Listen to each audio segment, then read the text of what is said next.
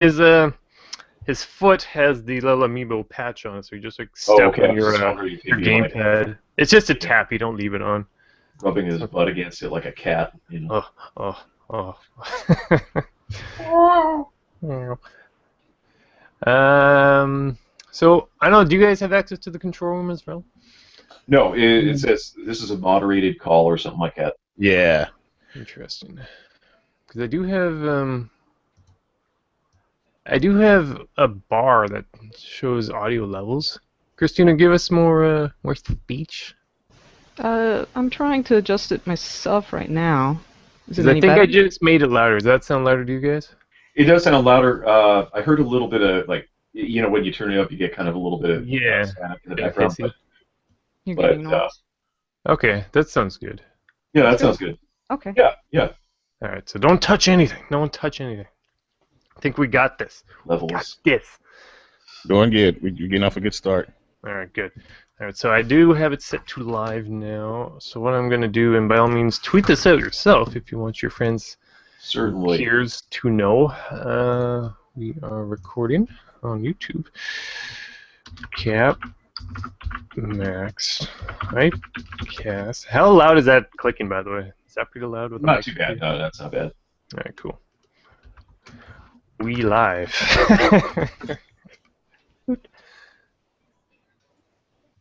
Looks like we live. Oh, English. Okay. That should all be good. I'm going to close control room. We had chat here. Was there any reason to have the chat open in this Google Hangout? I don't know. Do people come to this chat? It's for us mostly. I think it's good for links and things. I actually lost it. Okay, there we go. Look, I typed hi. Can you see that? Yeah, I can see it. Yeah, go. Testing. There you go. So if we had like a link to a page or something, we could just Gotcha. drop that in there, I guess. I'm gonna minimize this. I don't need to see that. I'm going to keep this open. I love, and by love I mean hate, how all these Google things always open their own window. Why can't you be part of the part of my tabs? Why can't I have that? Now, on the topic of dangerous toy collecting things, there's the Androids. Mm. Those are scary. I really want to get that Kirby one that everybody's taking pictures of. Yep, yep. They're having fun in Japan, as they are known to do. Japan, they get all the cool stuff. Oh yeah, no doubt. I got the High Schooler Girl one and the Sega Saturn one, but I'm trying not to buy any more. So. Did you see that I just bought a Sega Saturn? Oh, cool. I got it used from a thrift store. 3 controllers, something like 6 loose games. Nice. The back cartridge thing that I hear can play import games with. Yeah, you can actually, if you want to, there's the, it's an ST key or something. I don't know if they, I'm sure they make them now, but there's ones where you can get a combo RAM pack and a kind of like a mod chip type thing. That'll. Because I'm sure we all have seen on eBay how rampant Sega Saturn games are, and they're usually pretty cheap. I haven't tested it out yet. Those are still, yeah, if you go with the Japanese, they're still pretty reasonable. I mean, there's some of them that are just nuts, but. And what I want to get is there's this thing that basically you replace the disk drive with I have a Saturn that's kind of I think the PSU is damaged, so I'd have to repair it. But there's this, it's like a mod kit where you replace the disk drive with an SD reader, and there's one for the Dreamcast as well. But those are real hard to get, so. Yeah. I'm not too into modding systems anyways. It's just I just like the stock stuff for the most part. Yeah, it's just, but you know, I don't need more games. Yeah. I don't need more. I don't need to play Mario World on every console I own. Alright, so it looks like live stream is going. We've got Wolf Gasp, aka Os, in the chat already. Thank you for joining us. Wolf or Os? Never know what to call people anymore. Joseph, Joey, Jojo Star. Alright, everything's recording. So I guess we're ready to go. I'm just trying to find the one window. Okay, so I'm recording for pure audio form as well. Alright, everyone good to go? Ready? Oh yeah. Ready for this crazy show now that it's like 4 p.m.? How long have we been here? That's not too bad. Actually, it's nice to be recording something, while I'm awake. No doubt. Well, we'll get into some HG 101 talk. I'm keen to hear more about you guys. All right, so we might use some of this stuff before the show starts as far as the edited version goes, but music plays and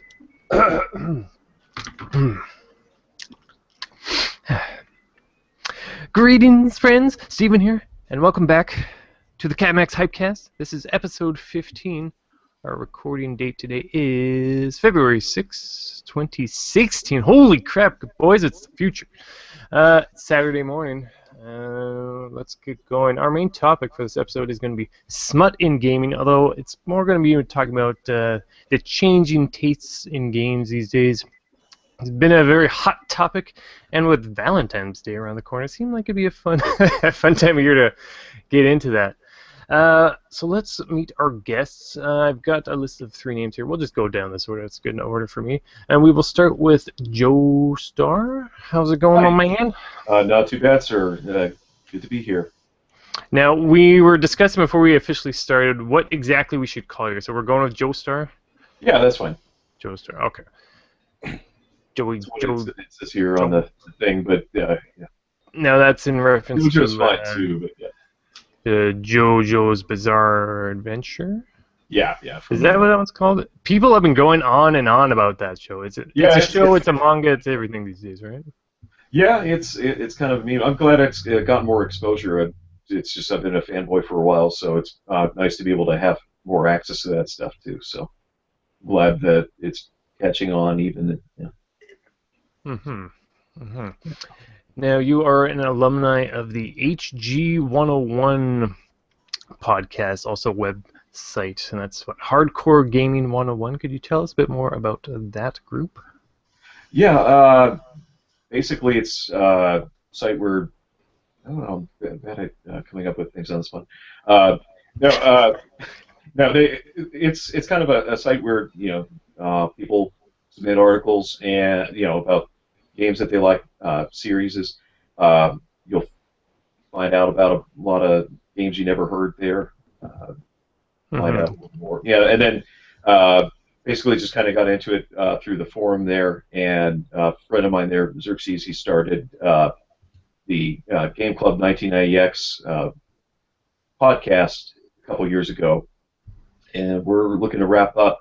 We just finished the last episode, and we're starting a new one. It's I have to look it up. It's the top 47,858 games of all time, and I really don't know anything beyond that, other than it's going to be more focused than the old one. The old one, we had a game club where we try and get people to play along and not use cheats or facts, but nobody would play along.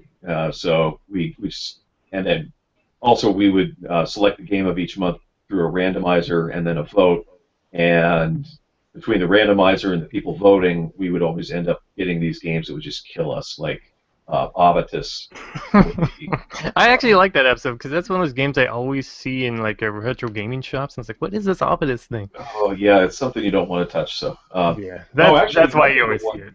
No, I mean it was fun though, because it got me to play a lot of games that were outside my comfort zone. Got to play Hybrid Heaven, which it's actually not a terrible game. It's really cheesy, but was that on N64 or PS1? Yeah, it's on the N64. It's just so weird. It is. It's just real hard to explain. Blue Stinger was another one. Actually, the Dreamcast classic. Yes. Yeah. I love the water. That's one thing I remember. Very deep Dreamcast era water. Yes, it was really weird. I actually I never played that one, but I played Illbleed. Really wasn't even a sequel. It was by the same people though. But anyway, nice. That's pretty much it. So I've just been rambling. Sorry about that. That's all right. It's still well. I mean, it's the weekend, so it's kind of early. So stretching. So I have to sleep all the time anyway, so I just woke up. So no, I was kidding. Dude, I love me some sleep. I can never get enough, especially during the week. It feels like I never get enough sleep. I get the bags under my eyes. I'm dying, boys. Uh, um, yeah, I always find it funny when you guys start your Hardcore Gaming 101 podcast because you all have your like your code names. So we got Xerxes, we got Joester, we got Zip Zap, we got Polywog, we got all these names coming out. Yeah, and the problem is, we're just using our names from the forum, so Yeah. it is kind of weird, especially when you finally meet somebody or whatever, and it's like, well, what do I call you? Yeah. But Yeah, exactly. Well, we had this exact discussion when we were starting up. All right, well that sounds pretty good. Now we often have people from the Cartridge Club on the Hypecast, and it's very similar idea. Like that's more mostly Canadians out of that group. But yeah, it's very similar factions. Hardcore Gaming 101. You guys, what I liked about your website is that, like, if I'm on eBay looking up random Super Famicom games, whatever, that I might want to buy just to add to the collection, I'll often look it up on Google, and sometimes you guys pop up. It's like, oh yeah. well, and that's one thing we get a lot of shit on. I'm sorry. Well, that's one thing I have to double check. Bad language. What's the policy? No, go ahead. Okay, I'll try not to. I swear a lot, so that's That's okay. You ain't the only No, one. I spent a lot of time on it's the VR board on 4chan, and that HG101 gets a lot of criticism because of it is an amateur type thing. These are people doing You can't please anybody these days. Well, no, I'm just Don't saying even worry about the it. articles are written, by fans, and it's not a professional thing. But what I was going to say though, as far as actually, what was the reason I brought that up? Or what? It's early. Give us a minute here. No, we'll get crap about it. But one thing that I do think it is good for, and you can't argue about, is you will see some games that you've never heard of. Yeah. I mean, I thought I was pretty knowledgeable, and there's so many that you've just never heard of, and it's a good way to find the next thing to play, or like you were saying, let's say you're shopping for some stuff on like Surugia or whatever, or Yahoo Auctions Japan or whatever. It's a great place to look for something. Mm-hmm. Right on. Well, it's good to have you here. Yeah. It's hoping to catch one of the HG101 crew at some point. That's what I like about my show, personally, is that I get to interact with so many different people from so many different groups. And yeah, great to have you here, Joe. Well, that's one of the things I do like about Twitter, because oh yeah, people of like minds or different minds, but a lot of good people there. That's one thing I guess we could talk about that later, but about that algorithm thing, that I hope that doesn't kind of take away from that. So. Did we add that to our interesting news segment? I'm not sure. I'm gonna type that in right now. It's all good. Twitter changes equal nonsense. We'll get back to that. Now on the list we've got our good friend Rebel Havoc, but I guess we'll actually talk with Christina next, because you are the one that introduced us to Christina. Christina, how is it going today? Yeah, I'm good. I'm happy to be joining in today. Mm-hmm. Well, thank you for joining us on this episode of the Capmax Hypecast. All I heard from you, and you're not on Twitter, yes? No? No. The only time I heard from you was that one email that Joester asked you to send, and then we said, here's our show planner, by all means, add to that. Sorry that the link, by the way, was not letting people add right away. Apparently it was just you could see it, but you couldn't edit things. Is that... I don't know, man. Google Docs, Google Hangouts, Google, man. Get your act together, make things... It's crazy. Still, yeah. though, it's amazing that, even little things like that, you can do that nowadays. 10 years ago, you couldn't, so... Oh, no. It's an amazing time, but I look forward to it being even more amazing. So yeah, tell us a bit about yourself, Christina. Well, I'm on Hardcore Gaming 101 as well, and I've been on a couple of the GC9X podcasts. I've been on the one for Wonder Project J and for Legend of the River King. Beyond She's that, extremely knowledgeable about Japanese RPGs, especially Tri-Ace ones, and just we were kind of hoping to get her on more episodes. It's just it was just ones that she was interested in. But hopefully, with the new format, I know that it's going to be more of a panelist type thing, and everybody really wants you to get involved on that as well. I'd love to do more. I primarily play games developed in Japan, and a lot of the recent GC9X episodes have been on Western games. But White games. What's that? I call them white games because they're just like sometimes it's just so like like generic. They've been very Western style. I've gotten better about it. I used to be like really against playing Western games until I got an Xbox 360, and then I started warming to them. But well, that used to be the cool thing to do, but now they've become super mainstream. Like, I don't know if you guys been to like an anime convention anytime recently. Maybe it's just me getting old, but I don't want to be anywhere near those people. I only ever went to them because you can buy stuff, and now you can just get the stuff online and not have to deal with the funk or paying $80 for a day. It's ridiculous. Yeah. There's one here called Project Acon. I used to go every year, but it's ridiculous how expensive it is and how hard it is to get to now because they moved it downtown, and Dallas has just really crappy parking downtown. So Project Acon, is that like Project ACO? Yeah, that was the pun, and it was really good. That's for a old while, school. But, like that. the only thing that you guys might have seen this, but there was this was like before people called them memes, but there was something where they were sharing a video clip of a guy going around with a insect poison can full of Febreze, smelling spraying after like nerds at the con, and that was Acon. So. Oh man, that's too. That's awkward. Yeah. Can't blame them. I don't blame them. I mean, I don't want to think I'm better than other people, which I am. Oh, go ahead. Those fucking nerds. These things are just so. That's just the thing. Like it's just crowded and smells bad. And it's just expensive. Like it used to be like okay, well I'm gonna go check this out and go pick up some DVDs or something on sale. But there's nothing. It's really. But I mean, if people are into that kind of thing, that's cool. It's not long. It's something to do on a day. I'm too old for that crap too. So. We've got here in Victoria, BC. We've got SukinoCon. That's a university anime convention. First of all, that university is kind of in the middle of nowhere. Everything's really close, Victoria, so it's kind of hard to argue about that sort of thing. I hear there's people in Ontario who are doing like an hour-and-a-half commutes to work every day and back. Oh man. That's crazy. People, move your shit closer together. But, I went to one recently. I actually uploaded a couple videos of SukinoCon on my YouTube channel, which is Capmax Gaming. We actually didn't get Joe, sorry, I guess you mentioned HG101. That's basically where we'll find you, right? Yeah, mostly on Twitter right now. So it's at JoeStarSan, JoeSta.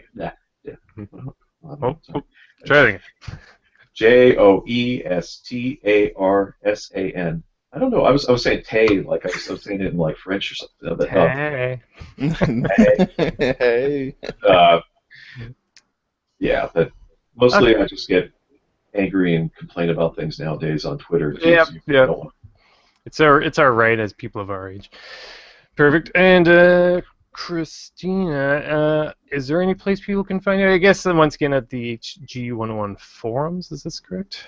Yeah, I'm on the forums. I'm also a regular contributor to Otaku USA, so if you're interested in seeing any of my articles, you can get on otakuusamagazine.com, or also look for the magazine just on newsstands. I primarily cover anime, but sometimes I do games. I like to highlight visual novels when I can. Cool. Any specific anime or visual novels you'd like to recommend? Um, yeah, I mean, I've been playing quite a few lately. There's actually been more localizations of ultimate visual novels for in English in the last few months than there have been in years. Definitely. So I've been Even on the playing. PSP, have you noticed that? So, like, have you heard of Sweet Fuse, for example? Yeah, yeah, I'm a big fan of that one. I reviewed that for Otaku USA back when it came out, I think in 2013. Mm-hmm. Um, but I've been playing Amnesia Memories, Code Realize, Nor 9. Very good. Actually, yeah, we've got that on the planner here. Let me just bring everything up. Uh, oh I yeah, still that's need the to what play you. Steins Gate on Vita. I actually had that on the PC, but I never really got too far into it. So, but I hear a lot of people have been playing that lately. Yeah, yeah, I picked up Steins Gate. I haven't started it yet. I got the Vita version. Very good. Yeah, Vita's a great system, especially for you guys. Like you mentioned, you prefer the Japanese games. Yeah, Still I just hope that great they stuff. continue. I hope that the third parties continue, working with it because it's getting harder to find, Vita stuff in stores. You almost, can't buy it. Like I think they are actually clearing it out at like Best Buys and things like that, which I Yeah, think Yeah, actually, is it's my really, a shame. it's my really local hard to Best find that Buy, Vita stuff. yeah, they're running low. It's pretty much mostly EB Games slash GameStop these days where you find most of that stuff. Yep. Hmm. Including the game we'll be talking about later, Senran Kagura. The new one's coming out pretty quick, and I got that pre-ordered. But we'll get to that. We'll get to that. All right, and our final guest is Rebel Havoc, who has been actually, thanks for watching our live streams, Rebel. I appreciate that. It's Oh, always tricky to anytime. get people to, you all know how it is. If be it like live stuff, it's definitely tricky to get people to attend versus the recorded stuff. But that's just the world today. Everyone's busy, time zones and all this nonsense. But Rebel, how's it going today? It's going pretty good, actually. Going pretty good. Saturday afternoon, sitting here chilling, Mm. talking about we'll be talking about some smut gaming. But yeah, Very excited about that. My channel. That's always a and topic. please be patient with us, Christina. But by all means, you're welcome to otome it up as much as you like. Yeah, yeah. We Please do let me have, know when I need to yeah. calm down. Yeah, I have to apologize. I thought that was going to be part of it, and this is going to be more of what do you call it, like localization and trends and things. So I'm sorry if I misrepresented this. Christina. You knew what the main topic was. It's no problem. You I know, didn't know that was the only topic, but It's not the only. You see our show plan. We got plenty to go over. But no, but I do think, and that's the one thing I really do appreciate. Like one of the things that I do like on the forums is just there is a lot of good discussion. I mean, there's trolls and crap, but the Christina's talked about otome games or visual novels and stuff more focused for women, and I don't know. I thought that was really interesting. I actually checked out Sweet Hughes's result of her recommendation. It's actually really good. Well, yeah, it's Capcom. It stars the daughter of Yoshinori Ono, is it? No, it's Inafune. Inafune's Oh, fictional. gotcha. That's the Mega Man guy. Hope he's doing okay. I know he's been known to fade out of existence. Well, he's in trouble now with this yeah. with Mighty Number Nine with the third delay, but Dude, Yeah. why isn't that on our list? Who wrote this up? I'm gonna put some more topics on there for you. But Yeah, no, just thank you couldn't for think that. I saw that. That was good. I guess we should mention Mighty Number 9 at some point. Yeah. But Mr. Rebel, if you could tell the folks where they can find you. You can go on my Twitter. It's at Rebel Havoc. That's all one word, Rebel Havoc. Also, you can find me on Twitch, is where I guess you could consider my main platform where I stream at every single night because I'm a bum. Yep. Every single night I stream at Twitch. It's twitch.tv/rebel_havoc. I also stream at do like cross streams over at YouTube. I will tell you the link to that one, but that one's like 10 miles long. And Oh. I also stream over at Beam Pro slash Rebel underscore Havoc. But I'm just a live streamer. I'm trying to get into other things. I do like a little podcast. Mm-hmm. On Saturday nights, 8 p.m. Because I feel like every time I stream, I don't talk enough about video games. It usually, yeah, I usually end up talking about something that is not even I'm playing right now. But it's all good. It's all good though. But Yeah. it's called Rebel Responsibly, or at Mhm. least that's. Oh no, I'm sorry, not Rebel Responsibly. That's the edited one. Ooh. Because I used to do an edited podcast. This one is actually called a Half-Ass Gamer podcast, and I like to get like a lot of my viewers on there. I try to get my viewers on there so they can get their opinions spoken out. And it's every Saturday night, if you want to come talk video games with me, not tonight though, because I'm gonna be all talked out because the Hypecast has got all my opinions today. Perfect. All right. Well, thank you all for being here today. Just drinking a frappuccino. I'm choking on it. I am Steven. Hey, everyone. Thank you for listening to this latest episode of the Capmax Hypecast. If you want to find me on Twitter, I am at Steven Eider. That's Steven with a V. When I say that, do people actually type in like verbatim Steven with a V? I hope not, because it's S-T-E-V-E-N. I've wondered about that. Steven /W/ Yeah, really long Twitter handle. Mm-hmm. Steven Eider, Steveneider. If you like seeing pictures of random crap I find at thrift stores, definitely you'll enjoy this Twitter feed. You can find me on YouTube, where we are also live streaming now. Special shout out to current viewers. We have Oz, and it looks like we have a Cartridge Brother in the chat. I'm guessing that's P1, could be P2. I don't know. It's probably P1.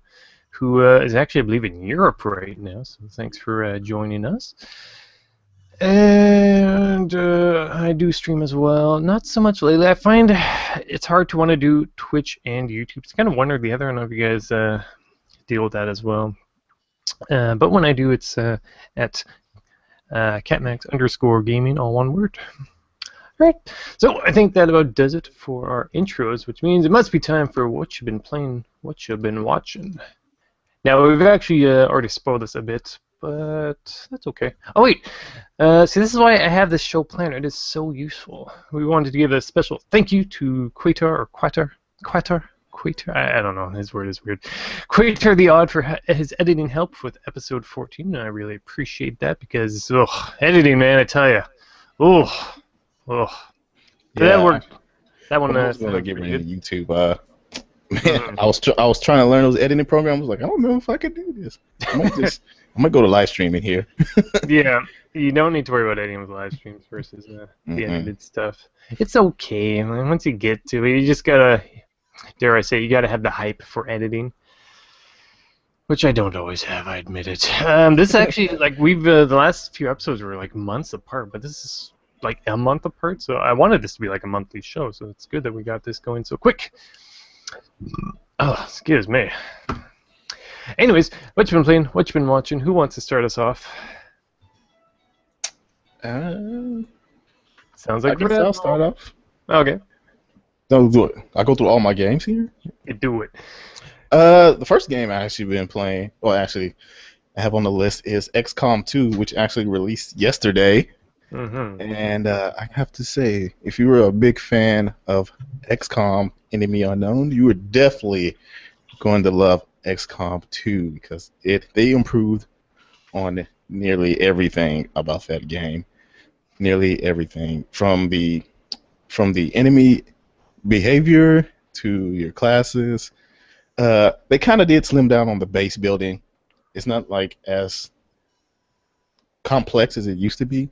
Definitely more simplified than the first game. But oh man, you know what? This is probably like, you know, one of the few game series that I actually sit down and, like I say, I actually enjoy playing this game. Because when a good plan comes together, and you be having those aliens running back to their own galaxy. Mm-hmm. And the second game is Halo 5. I'm actually a huge Halo fan. I love playing Halo, especially since the first one. I didn't even have any online multiplayer. I just love that game. for some reason. I just love Halo, and I've played all of them throughout. And Halo 5 is definitely a big step up. Well, for multiplayer, not the single player, but for multiplayer, it is definitely a big step up from their last iteration, Halo 4. Multiplayer is that is where the Halo experience is at. I know a lot of people like the story, with the Chief and Cortana, and the races of the Covenant. But it is the multiplayer experience is where where it is at, because the weapon balance in this game, it's like the best weapon balance I've ever seen, or I have ever had to experience. Like, there is not a gun that you pick up in a game that you cannot use to deadly effectiveness. Even the assault rifle and pistol, which are usually the two guns you drop off right away. Now, you can use those to deadly effectiveness. I definitely love that game. If you've got an Xbox One, play some Halo 5. It's definitely worth it, at least for the multiplayer. Just make sure you get a team, though. And the next game, Dragon's Dogma. I've actually played Dragon's Dogma originally on the Xbox 360 when it originally came out. Terrible frame rate, but terrible frame rate. But I picked up the recently released PC version, and that is one you need to be playing. Like, if you want to play Dragon's Dogma, play it on the PC, because it runs 60 frames per second without a halt. The gameplay is just so much smoother, and you don't have it. Just for the frame rate alone is just phenomenal. And also, Capcom, sometimes they surprise you, and they actually make a really well optimized PC port of one of their games. One of the few Japanese developers that sometimes surprise you. Just like, oh man, they can actually make PC ports, especially with their port of, I think it was Resident Evil 2, or the old Resident Evil games. Those were I heard those were pretty good too. Is Street Fighter V going to be out on PC? Yeah, Street Fighter V will be released on PC. Unfortunately, though, nice. They're just like, screw the Xbox One and Nintendo fans. They're not going to get it. No, that was a great get by Sony. Yeah. You want to lock down any game. That's a good one to pick right there. Yeah, definitely. But Xbox, they got Killer Instinct, and that game is phenomenal too. Yeah. No Street Fighter, though. You know what else Sony has locked in? That latest King of Fighters game. Yeah. I'm so looking forward to trying that. It looks so rough, but I want to know. I got to know. Is it good? It could be good. It looks really good, actually. It looks really good. Those graphics, but characters, though. That's one good thing about it. Well, I'm thinking it'll run super smooth. Maybe. Those graphics. Yeah, exactly. It still looks like a PS2 game. Well, my favorite meme for that was they had these parodies of it was the simple 2000 series Japanese games that had like really rough graphics and stuff. That's where the EDF games came from. So they had a parody of that with King of Fighter models on the cover. So yeah. All right. Now I hear Dragon's Dogma is not unlike Monster Hunter. Is that accurate? It has some Monster Hunter elements to it. Actually, I would say it has some Dark Souls elements to it too. Believe it or not. But when it comes to Monster Hunter, they do have like these large, giant monsters that you do fight, and just like in Dark Souls, you have a stamina bar and your attacks. They take up stamina every time you attack, so that's where that will come in. But the Monster Hunter, the giant monsters. But one thing I like about this game compared to Monster Hunter is when you can actually climb on the monsters. Now in Monster Hunter 4, yeah, you can do that, but it's like more like a mini game. But this is actual like a mechanic in Dragon's Dogma. Like, you can actually jump on this monster, you're up there climbing on him, you get to his head, and you just start smacking at it with your sword. It gets some pretty exciting moments, especially if you're fighting like one of those flying monster like the Griffin, and they take off, and you're like banging on the dear life. Griffin is flying there, and you're trying to smack it to get it back down. Oh yeah, definitely. It almost sounds like Shadow of the Colossus. Yeah, and Shadow Colossus. But whew, man, yeah, definitely some exciting moments in that game. Unfortunately, though, I will say that it's kind of slow in the start. Very slow. You have to play it a little bit, maybe like an hour or two, in Yeah. before it starts to pick up. Yeah. Well, that's like most things. You can't just expect everything to just grab you instantly. You gotta. Yeah, some of these kids today, they're just like, I want it Oh now. no. You know, COD kids, I want it Yeah. now. Let's get in there. It's like a hot tub. You gotta give it a minute. You don't want to get burned, but I gotta get the bubbles going. Come on. there you go. Yeah. You gotta find your spot. Get comfy. uh, But the next game, I kind of played this a little bit. Bloodborne. I'm like kind of okay fan of the Soul series, and Bloodborne is obviously it's exclusive, a Soul like game that's exclusive to the PS4. But I don't know if I like it so far. Definitely kind of has that trial and error to it, and I think that's what kind of keeps me from continuing on this whole series. But for what it is, it's actually a faster paced Dark Souls game because they give you like this little dodge, and because like in Dark Souls you kind of have a dodge, but now this one is like you kind of like Ninja Gaiden, you're like dodging. You actually can make back and forth really good dodge, and definitely challenging. I have yet to make it to like the second light post in my playthrough. I've been sitting at this spot for like an hour or two, but definitely enjoying it. A lot of fast pace though. The combat is definitely faster in this one. And I think the stamina bar actually regenerates a lot faster in this one. Part of the thing is, what weapon did you start with? What weapon I start with? Mm-hmm. I picked the cane, the pimp cane. The little chain cane that turns into the whip. Yeah, that's what I picked. It's pretty good. that'd be a great weapon. I started with the saw, but the axe actually, if you're finding, I don't know if it's taken a while, try out the axe. That one ended up working real well for me for getting started. Okay. It's pretty well balanced. It's got a good ranged attack on it too. So, Okay. but yeah, I was stuck at the beginning for just like forever, and then once I started using that actually helped me get past that kind of first hurdle. But it's pretty good. I liked it more than the Dark Souls games. It's like you said, it's a lot faster paced and feels a little more action oriented. I don't know, like a little more direct. Yeah, most definitely more direct. Because in Dark Souls, every swing counted for me when I was going through every swing. But in Bloodborne, I mean, I can get a good about 2, 4, 5 hits in before I have to dart out of there. Definitely a lot faster. I still haven't played any of those games. I'll get around to it. There's so many games. But yeah, definitely Souls and Born series have definitely been on everyone's hot games lists these days. Yeah. Those games are crazy popular. I think it's more for the challenge. People just want to say, "Oh yeah, I beat those games." Yeah, I beat. That's what I believe. But yeah, people they just love that trial and error, super hardcore. Every hit counts of the Soul series. Well, the one thing that always seems to stick out with me whenever I see footage of these games, just the artwork and the monster designs. Elaborate and super creative. Also has a pretty good story too. It's like if you read the lore, stories are really interesting. Nice. Alrighty, and I see you've got the Division beta on there. Oh yeah.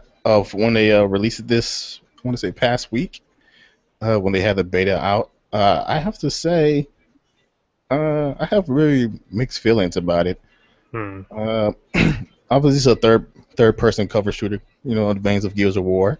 There's no jump button. There's no crouch button, which I found was weird at first. Yeah. You get used to it. But I thought it was going to be more like, because this is a Tom Clancy game, I thought it was going to be more like Ghost Recon or Rainbow Six, where you will shoot an enemy, and maybe they'll take a couple of hits and they'll die. But coming to find out, I actually found out it's an RPG. It's a third-person cover shooter RPG, and the weapons have stats, and the enemies they got levels, and it definitely kind of be how do you say this jarring when you shoot someone with like a AK and they take about a whole clip before they actually die. Nice. So Yeah, that's a trooper. yeah, I was like, Send you me must back have in, coach. I'm sorry. All right, I still got it in me. the best bulletproof vest ever. But definitely, it's pretty good though. I mean, I kind of liked the PVE stuff, but the PvP stuff is more in the veins of DayZ because there's like this little dark zone area you go into, and every man for themselves, unless you're with a team. Because if you're a team, then your team versus everyone else. And it has like a little DayZ thing going on. They have NPCs that you can go after and kill with your buddies. You don't have to kill players because you can't kill players. But all the best loot is in that dark zone area. Like the best loot that you're gonna find in the game is in that dark zone area. So it kind of how do you say tempts people to go in there. Sure. If they really want that fat loot.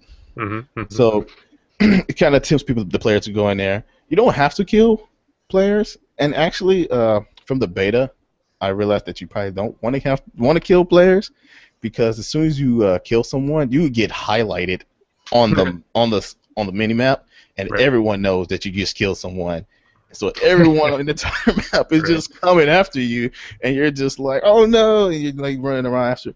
But there's a benefit for going, as what they call it, going rogue. You get extra dark zone money and extra dark zone experience to help boost you faster so you get to the higher levels of the dark zone. But it's like super hard because you get highlighted on that mini map, and everybody knows you didn't messed up, and everybody gets more points if they kill you. So definitely, there's some good. So it's the come at me, bro system. Yeah, come at me, bro. Yeah, I just get come at me, bro. What you gonna do? But I liked the dark zone because I did get a couple of my I get one viewer to join me in the dark zone, and we had pretty fun. It was just us two, and we were teaming up, hunting down rogue agents and getting money. And another thing is when you do get loot, you have to evacuate it out of the zone. And obviously, just like when you go rogue, when you call for an evacuation to evacuate the loot out of the zone because it's contaminated, that gets highlighted on the map too. So, so like everybody can see like, oh, somebody's evacuating over there. You can like go over there and try to like jack that person for their loot if they're trying to evacuate it out of there, and then evacuate it yourself. So definitely interesting PvP they got going on there. Definitely keeps you on your toes. It sounds like. Yeah, it definitely keep you on your toes. On the PC they have like a open mic, so you can like talk to other players. So you're like, yo man, what's up? Yeah, what you got in that bag? Nothing, man. I got nothing in my bag. But for what I liked the dark zone stuff, but that PVE stuff, shooting people with an AK-47 and then they're not dying, kind of takes me out of it. Right. Is it like futuristic? Is it like future tech armor? Yes. Actually, it is. Definitely, it's like taking like place in the future, and New York has got hit by like I want to say it's like anthrax or some kind of plague or something. Damn. Yeah, and it was on a Black Friday, and the plague was spread through because it was a terrorist, obviously. But my shopping. Yeah, it's the worst time. They contaminated like the money, and then everybody's gotten the plague, or something. Not the money. As if enough people aren't already dying on Black Friday. I know, right? People getting ran over at the doors at Walmart. Now we got people dying from the money they got in their pockets. Damn terrorists. That's why we can't have nice things. But you're like part of like this super kind of like we do what we want organization for the government, and it's set in the future. So you got all this future tech, like this rolling grenade, and you have like a map that literally raises from the ground that you're on, cause like virtual reality. Yeah, I think I've never seen that. Oh, that was something else. I can't think of it. Oh, you got like a a mine turret or something. It's weird, like a mine turret, and it like shoots you and then blows up. But it's Scary times. That's for interesting game, very interesting game, very mixed feelings. I like the PvP, not so much the PvE though, sure. not so much. God damn. Future sounds real scary. Yeah, yeah, it really is, especially on Unless Black. you're working in the weapons industry, then you're set. Oh man. Well, enjoy that future, kids. Alright. Alright, good stuff. Let's hear next from Christina. What you've been playing, what you've been watching. Well, like I was saying before, I've been trying to keep up with all the good visual novels that have been coming out in the last half year or so. Um, I've especially been playing a lot of the pair of Ultimate visual novels that Axis Games published back in fall.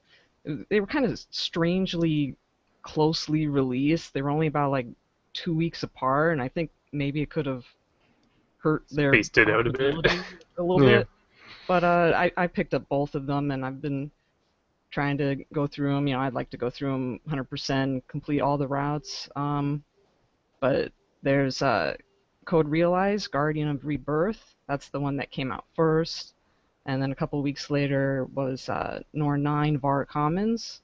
Code Realize is a pretty interesting one. It's got like a steampunk Victorian England setting, and all the love interests in the game, they're all based on classic literary figures. So like there's Van Helsing from Dracula, there's Frankenstein from Frankenstein. What? So, Are they all beautiful men, though? yes. Nice. Is Frankenstein hot? Guess. We need to find a picture of this Frankenstein.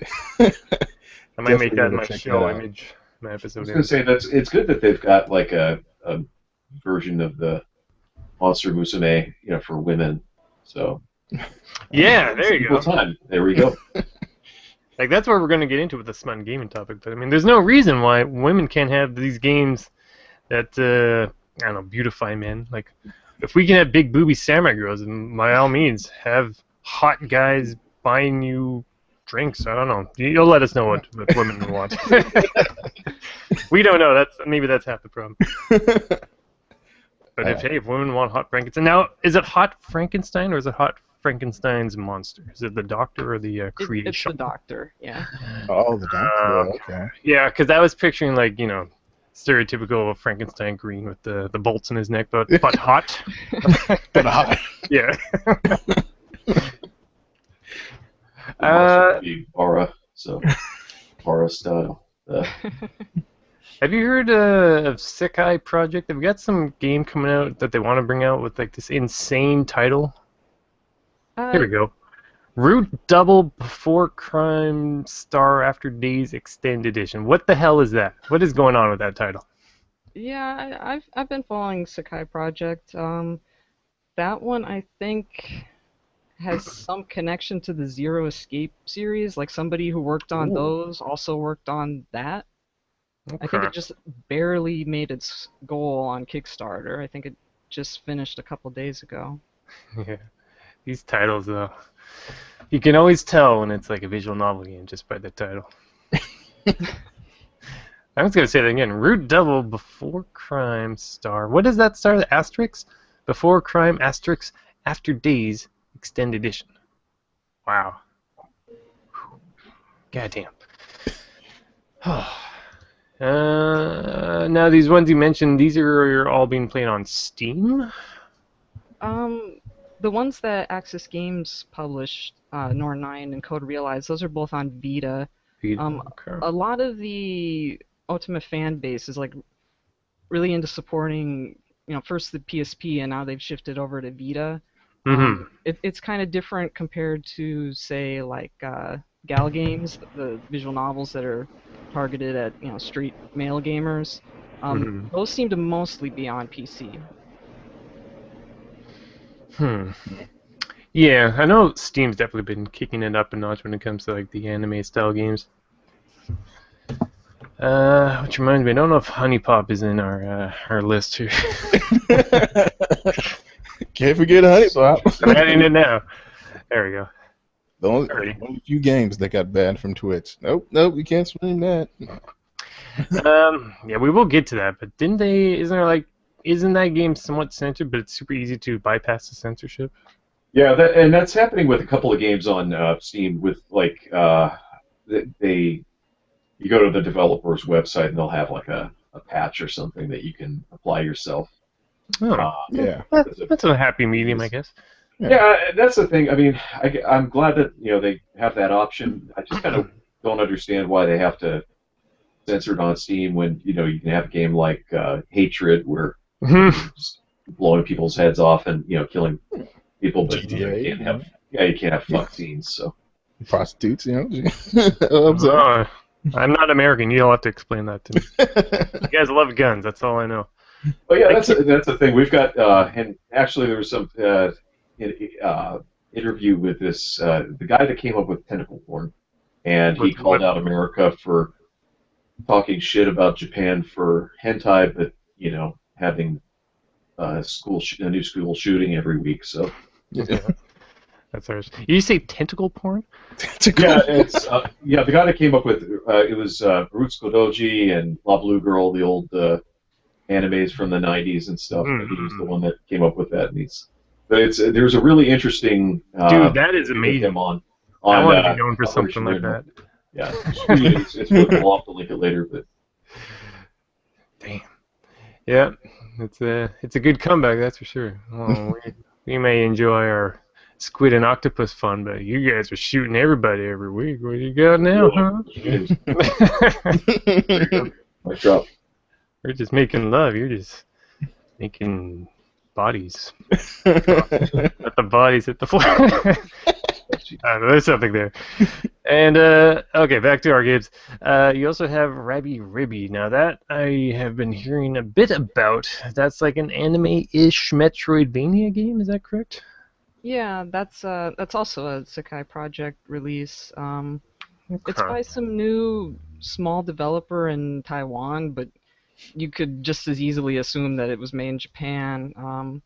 It's kind of interesting because it advertises itself as retro, but so many of these like retro indie games are going for like a 8-bit NES look, but this one is more like 16-bit or 32-bit even. Like it's sort of like it plays like Super Metroid or the Igarashi Castlevania games. It kind of reminds me of Wonder Boy, the Monster World series, also. Right on. That's Bunny Girls, right? Yeah, That's it's got a the bunny yeah, girl of game. course. Yeah. It's a little bit fan servicey, but not a lot. Yeah, but they're like chibi designed, right? Yeah. It's Yeah. all very like pixelated graphics, except for they have a few like CG illustrations for certain cutscenes, sort of like what you see in visual novels when you get like a special picture now and then. Special picture. I'm picking up what you're putting down. Good stuff. Alrighty. Yeah. I like this. I like seeing the anime stuff show up on Steam. That's very cool. And for Vita, I mean, that just makes perfect sense. Vita's always been like the place to go for the very Japanese games, especially lately, but with the more domestic groups just ignoring it. Yeah. They're just making that much more room for the other guys to come in and be like, hey, look what we got. Check this out. Has anyone played A Boy and His Blob on the Vita yet? No, not yet. Haven't played it yet. That might be alright. You don't have to worry about using the Wiimote to do everything. You can just have at her proper controller style. Might be cool. Good game. Alright. I see Joe started bouncing around his section. I think he's raring to go. No, I was just cutting out things, but I didn't know it would show that. But, Yeah, we can see on Google Docs. You can see where everyone else is. You can watch us type and look at this. I'm typing right now. I thought you had deleted something from me, but no, you was just typing and it pushed my list down. I was like, oh, okay. Yeah, that was me. How's Addy stuff? Vision Beta. I guess he don't want me to talk about it. No, I deleted something from mine. It was just. Yeah. Yeah, we've been playing, or my wife and I, we've been playing Lego Marvel Avengers. I was going to hold off on that one, but we've she really liked Lego Marvel superheroes. We had a good time playing through that, and we had a slightly less good time playing through DC, Lego Batman 3 or whatever the most recent one was. And I would say that so far Lego Marvel Avengers is kind of on the same level as that. It's just kind of boring. I mean, I guess part of it's like all these Lego games are the same. Yeah, exactly. And one of the cool things about Lego Marvel Adventures is they just had a lot better, I guess, set pieces. You had more things where you're having to do a variety of powers and things like that. But in this one, it's just really, I guess, partially because it's following the movies. It's just really, really straightforward, and they don't have a lot of characters. Like they don't have any X-Men characters. They don't have Spider-Man or Fantastic Four because of their Marvel's trying to like choke out the rights to those properties that all the other companies have for the movies. So they're kind of like trying to cock block them. And so you have a whole bunch of these like filler and D-list characters in it, and there's just really not all that interesting. But I mean, it's okay, I guess. But if you had a choice, I would just get the Lego Marvel Superheroes. It's a couple of years old, but it's infinitely better.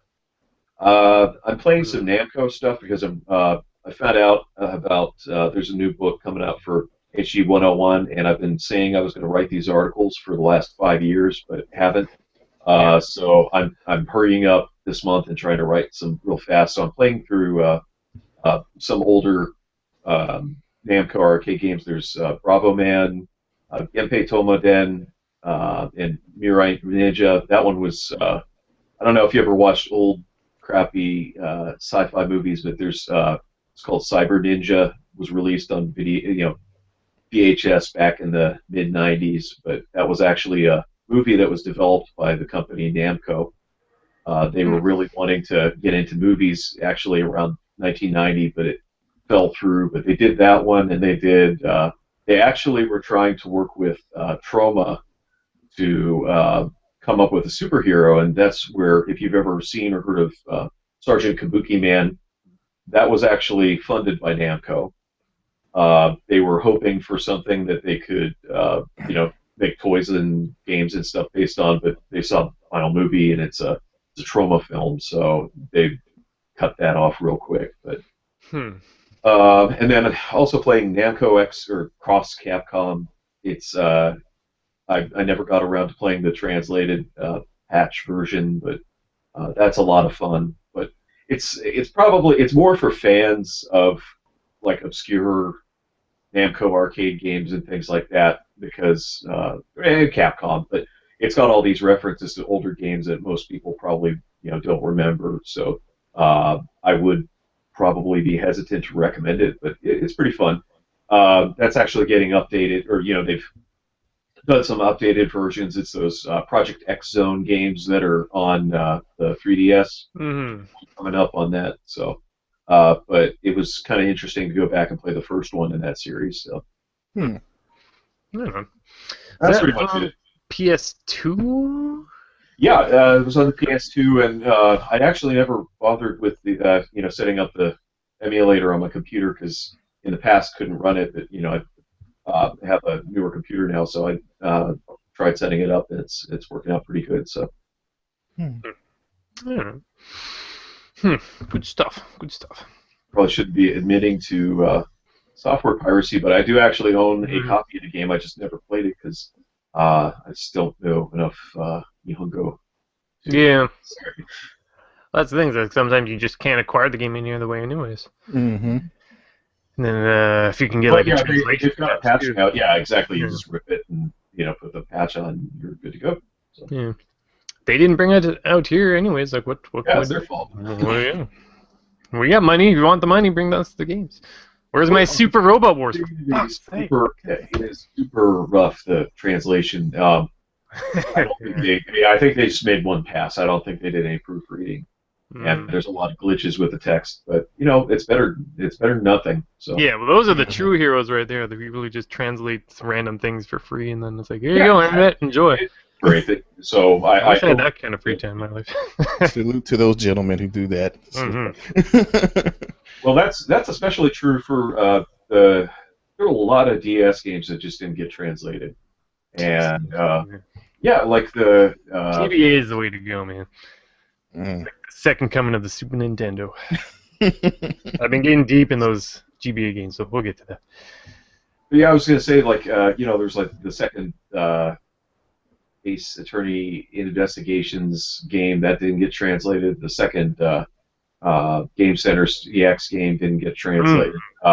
So these fan guys went and did that, so you can play through those if you have a flash card on your, for your DS or 3DS, whatever. You can play through these, so that's kind of cool. Well, if anyone would know, it'd be you. What was going on with the Game Center EX? Because I know for a little while they wanted to make Retro Game Master. Yeah, that was really weird. Like they were trying to actually sell it. It's not it's one of those things where, and that's the thing. I haven't been really keeping up on it. But as far as I know, there's still a group. It was it originated on Something Awful, but they were translating episodes of this show. And for those of you who haven't watched it, there's this Japanese comedian, and he has to play through a game in 24 hours or whatever. And he doesn't. It's kind of weird. He can use code books and things like that, and eventually. But after a few hours, and the people are so bored of watching him die. And sometimes he'll get help from the people that made the game or whatever, and he has these assistants that'll help him with things. Like sometimes if he's playing through a game, he has to play through to a certain part, and if he dies and runs out of continues, then he can have one of them play through to get him back to that point. But he still, it's all real time, so he's still going through. But it's pretty fun, and it's a good way to learn about games you've never heard of, or to kind of see just the difference in gaming cultures and stuff. But, yeah, I love games like this. They had a couple of cool games on the DS that it simulated playing older games, and then some of the experiences of those, like having to look in cheap magazines or blow in a cartridge to get it to run. Yeah, like that. So, yeah, that's a neat game. I've got the one we did get. Yeah, pretty neat, good stuff. Yeah, it's a fun show. I noticed that they really don't like when people upload the show to YouTube. They always seem to bring those back down. It's one of those. Once again, it's like, we'll release the damn show, and they don't want to. But apparently, it's like Fuji TV is really bad about that kind of stuff. They'll take down dramas and. Yeah, I mean, you gotta save face for the company. Although we can't have these random kids from other countries stealing our shit. Yeah, even though he went to USA that time, you saw it, and they was like, Zarina. Like those people would have only known about him because they all watched the fans efforts. But actually, one of the first people to bring attention to that's Ray Bartholt from Retronauts and No More Walkers. He used to run this one site. It was called Crunk Games. He would have summaries of this show, and that got people interested, and that's why they started translating those. And he's actually, if you watch that episode where they went to the USA, he's the guy in the jumpsuit. He's wearing a costume of the guy the comedian from that show. So he's even one of. Do we have access to him in Mario Maker yet? Oh, Reno, I think so. I haven't played that. That's the thing. I bought the damn thing. I know. I just haven't gotten to it. I know, same thing. It's that stupid unlocking items thing. It's pissed me off so much. Oh god, just let me have all the shit now, and I can play the video games. Like, nope, gotta wait a couple days for a little car to drive by and drop you off some more things, and then it's like, oh, fuck, nope, don't care anymore. That's Nintendo for you. That's Nintendo. They did the same thing with Splatoon. They had all that. They just slowly released all the new maps and stuff. I guess that's to keep interest. And it must be working, but at the same time, it's like, yeah, no, Mario Maker. What can you do? I bought it and then I just lost interest. I don't know, old man There's syndrome, I only time. guess. I mean, the thing is, All it there's takes. just Yeah, Oh just man, one you thing to piss you off and just moving on. I don't know, too many things to play. Oh, all right. in my case, I can't come up with levels, and I just usually end up like drawing dicks or something. You know, how the planet Yeah. was. Since the dawn of time, man has always You know, learned to draw seeing, dicks. How about how many dick levels have been uploaded to Nintendo? That's why Nintendo took away that. What was it? The not Snapchat. The one thing because people were drawing. Oh yeah, the 3DS picture sharing. The And those picture. dicks were in 3D too. Oh. Now that's the future of gaming.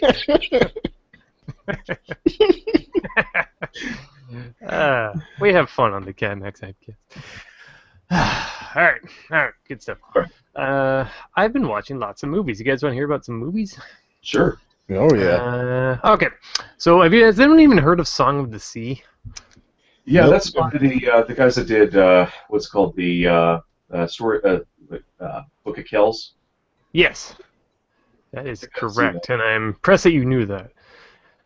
I'm actually got the Wikipedia open here. Let's see. Looking for a plot. I can't really explain it because it was a while ago. I kind of forgot. On an island off the coast of Ireland lives Connor, lighthouse keeper, his son Ben, his wife Brona, who is expecting a second. No, that's too far. That's the back plot. So what is it? Ireland. Okay, so this movie is dealing with like Ireland, I guess folklore. That sound about right? This guy, his wife, they had a kid, but the kid is like a somewhat mystical creature because his wife was like a sea creature of some sort. It's been a while. I kind of forgot everything now. But because they're not letting. I've ruined it. It's a great movie. Song at Sea. It's about this boy who's trying to save his little sister, and to do that he has to go into this mystical realm, which takes place with all this Irish folklore stuff, and there's a dog. It's really hard to explain, but it's a really cool movie. Great soundtrack. Let me just go back. The one thing I want to mention about this movie specifically is what is this? The Academy Awards? Okay, Academy Award for Best Animated Feature. Now listen to this. Okay, 2014, Song of the Sea is nominated along with The Tale of the Princess Kaguya, also an amazing film, along with How to Train Your Dragon 2, a pretty good film, and The Box Trolls, not a very good film, I'm sorry, but Coraline was their best movie by far. And who wins? Fucking Big Hero 6. That is such bullshit. Really? Ooh. Fuck. Wow. Fuck, that movie sucked. It was okay. It's fine. I mean, I have a Baymax Disney Infinity figure, whatever, but it was... Song of the Sea, Princess Kaguya, so good. Easily recommend those. Capmax approved. Big Hero 6, what the heck? I was actually really disappointed that Lego Movie didn't get nominated for that. Was that the Yeah. year too? Yeah, I think they mentioned that too. Like, what the hell? That's some money being passed around there. Like, come on. God damn. Yeah, Big Hero 6 So- was so kind of like frustrating. not that great. Yeah. Yeah. But anyway, Song of the Sea, hard to explain at this point because it's been a while since I watched it. But yeah, I borrowed it from my local library. Great movie, fun for all ages. Kind of a bit of a sort of Alice in Wonderland feel to it, but with once again Irish folklore being the main appeal to it. So if you're sick of like the same old, like, you know, I guess I was gonna say European, but maybe that's not the right word. If you're sick of like the same old, we'll say like castles and dragons sort of stories, but you want like that kind of a fairy tale movie to check out with the whole family, I think that's a really good one right there. Song of the Sea. But yeah, super imaginative. Like there's an old guy who's got so much hair, it's all over this place, and it's like it records all of history on the hair. And there's this owl witch, like hard to explain, but very cool. Jurassic World. I finally saw that. It's there. Yeah. I don't know. If anything, though, I'm kind of butthurt. I was talking to somebody about this yesterday on Twitter. I'm real butthurt over how popular it was or how successful, because it's not terrible, but Yeah. it's just there, Yeah. and Yeah. I it's a mean, real mean-spirited movie too. That's the other thing. Like everybody is an asshole, and mm, uh, I don't know. It's just sort of I don't know. A lot of it's just really like if you think about it too hard, which you should. yeah. No. Yeah. It's like It's this one of is those turn your brains off movies. You just watch it for cool looking dinosaurs. Yeah. Enjoy. yeah. In that regard, there's a lot more like dinosaurs killing each other and stuff than the other movies. So in that regard, it is better, but just doesn't really. I don't know. And it's definitely better than the third Jurassic Park, but Oh yeah. it's just sort of Mm. there. And, you don't really care about any of the characters. You don't really. It needed more gymnastics with Raptors watching. That's the thing. Like the Raptors, they made a big deal about the Raptors and stuff, and it's just sort of like, that's really not that big of a thing. It's real weird though, because like the characters' motivations just don't make any sense. Like the what's his name from Criminal Intent, Vincent D'Onofrio. He's just like just That the bad totally guy. obsessed with having like raptors with like knives on their heads to run into These battle and lasers. kill people. It's, Freaking yeah, it's like, lasers. yeah, it's just really weird. So he's like going to all these great lengths to have just a small group of these dinosaurs like taken off the islands and it's like What are Don't you you know giggling Al at? a Qaeda's little more than that. I mean, come on. But, don't you know Al Qaeda's main enemy is the raptor? it's kind of into little foxholes and it's just like, uh, Oh man. Oh, and then and I'm gonna rip off a good point though. It's just sort of like there's a like the main monster it's like a mix of all these different dinosaur types because they say well that's what will excite people. yeah, Just that's on my list here. and that's pretty much the movie for you. And I'm stealing that from the guy that I was talking to on Twitter. He was saying this that it's like I don't think that they're smart enough to realize it, but they made a commentary on their own movie. Yeah, that might have been Yeah. me. Because I was saying it's like these. That was great, Charleston. But I might have read, or I don't know. You probably said that. That Let me say it, then I want to say it. That they spend like the first half of the movies going on about how everyone is bored of dinosaurs, so we're trying to make something different. And it's like, well, we're enjoying this movie about dinosaurs, but suddenly you're telling us that no, these are boring dinosaurs. Like they had that big underwater guy, that was pretty cool. That's kind of the most exciting monster or The dinosaur. classic T-Rex was in there. Come on. A little bit, not very much though. But yeah, they spend all of this time trying to say it's like, well, people are bored of dinosaurs, even though you got a park full of people who are Yeah. there to see dinosaurs anyway. So it's like, I don't know. The park must be full. Packed. like that. And that's the thing. It's like, man, as stupid as that sounds, like people just get so bored with stuff so fast that we probably end up doing that. So in a regard, I mean, I guess it kind of makes sense. But the movie, though, it's just sort of there. Like it is very much by the numbers, and it's just. It's just another Chris Pratt feature. Mm-hmm. Yeah, it'd be really cool to see Chris Pratt play a different character. Sometimes. Now he's varied it up a little bit, but man, he's gotten pretty typecast. He is the one. He's like the hot action man that isn't The Rock. So if you want a movie but you don't want The Rock or Vin Diesel, there you go. Chris Pratt. There you go. I didn't see it coming, but hey, whatever. I'm sure he's doing really well financially. I like the concept that the new dinosaur can become invisible, like a chameleon.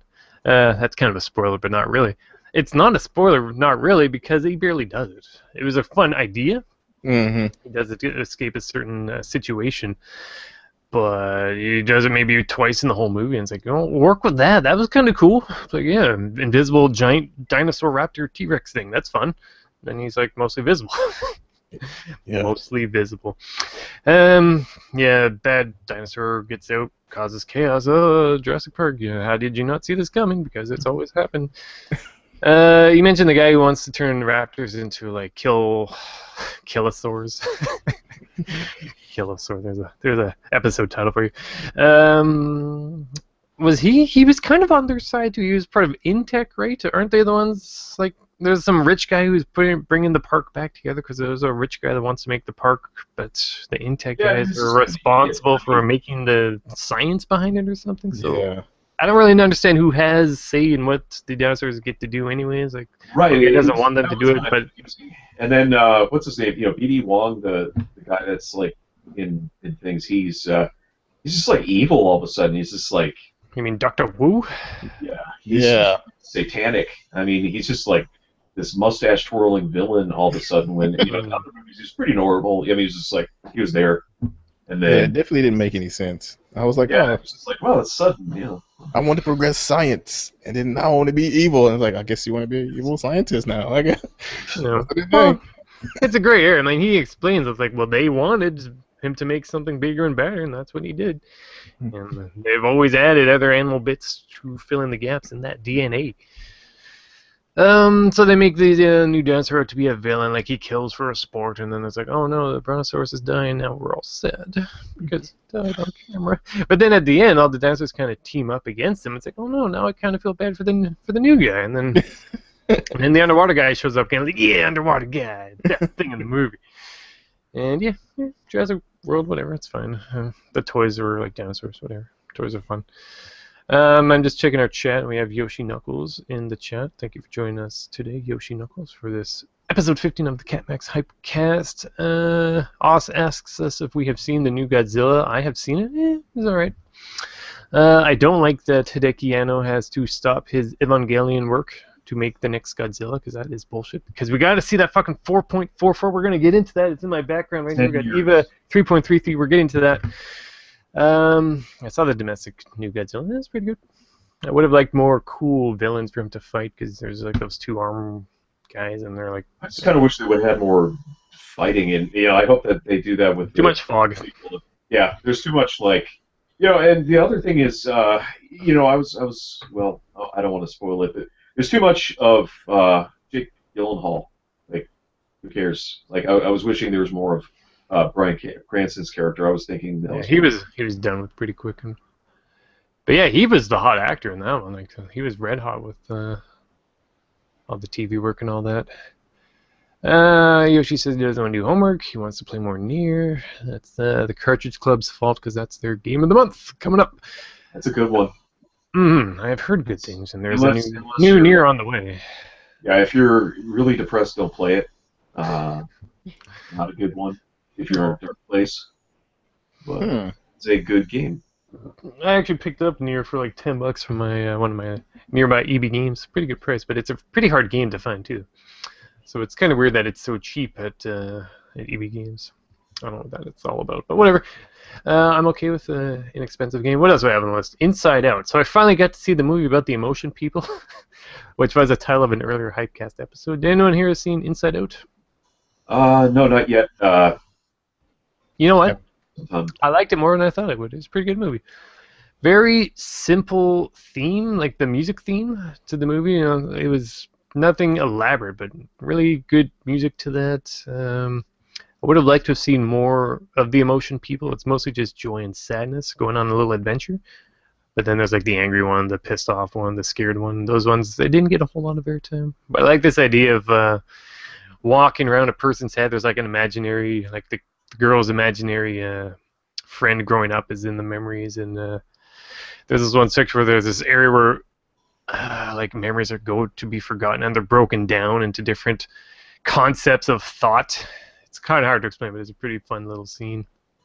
Inside Out, better than expected.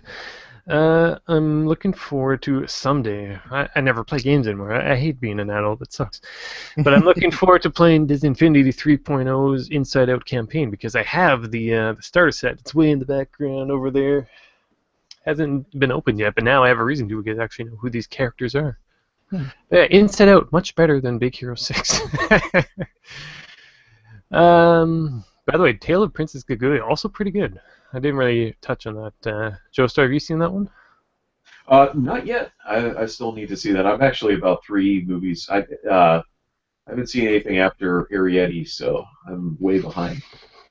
I saw that, but that was a period piece. Is that the one at the flying? No, Yeah, no, that that's one with the little people. Borrowers. Yeah, Yeah. it was based on the Borrowers. Okay. Epic was like that too. There was a lot of little people movies around that time. It's not bad. It's been on YTV a few times. What are we on here? No, we talked about that. Terminator Genesis. What a stupid movie spelling. Genesis. Okay, so long story short, everything you knew about Terminator is different now because time travel. Skynet is now an app for smartphones. That's a fun idea. You know?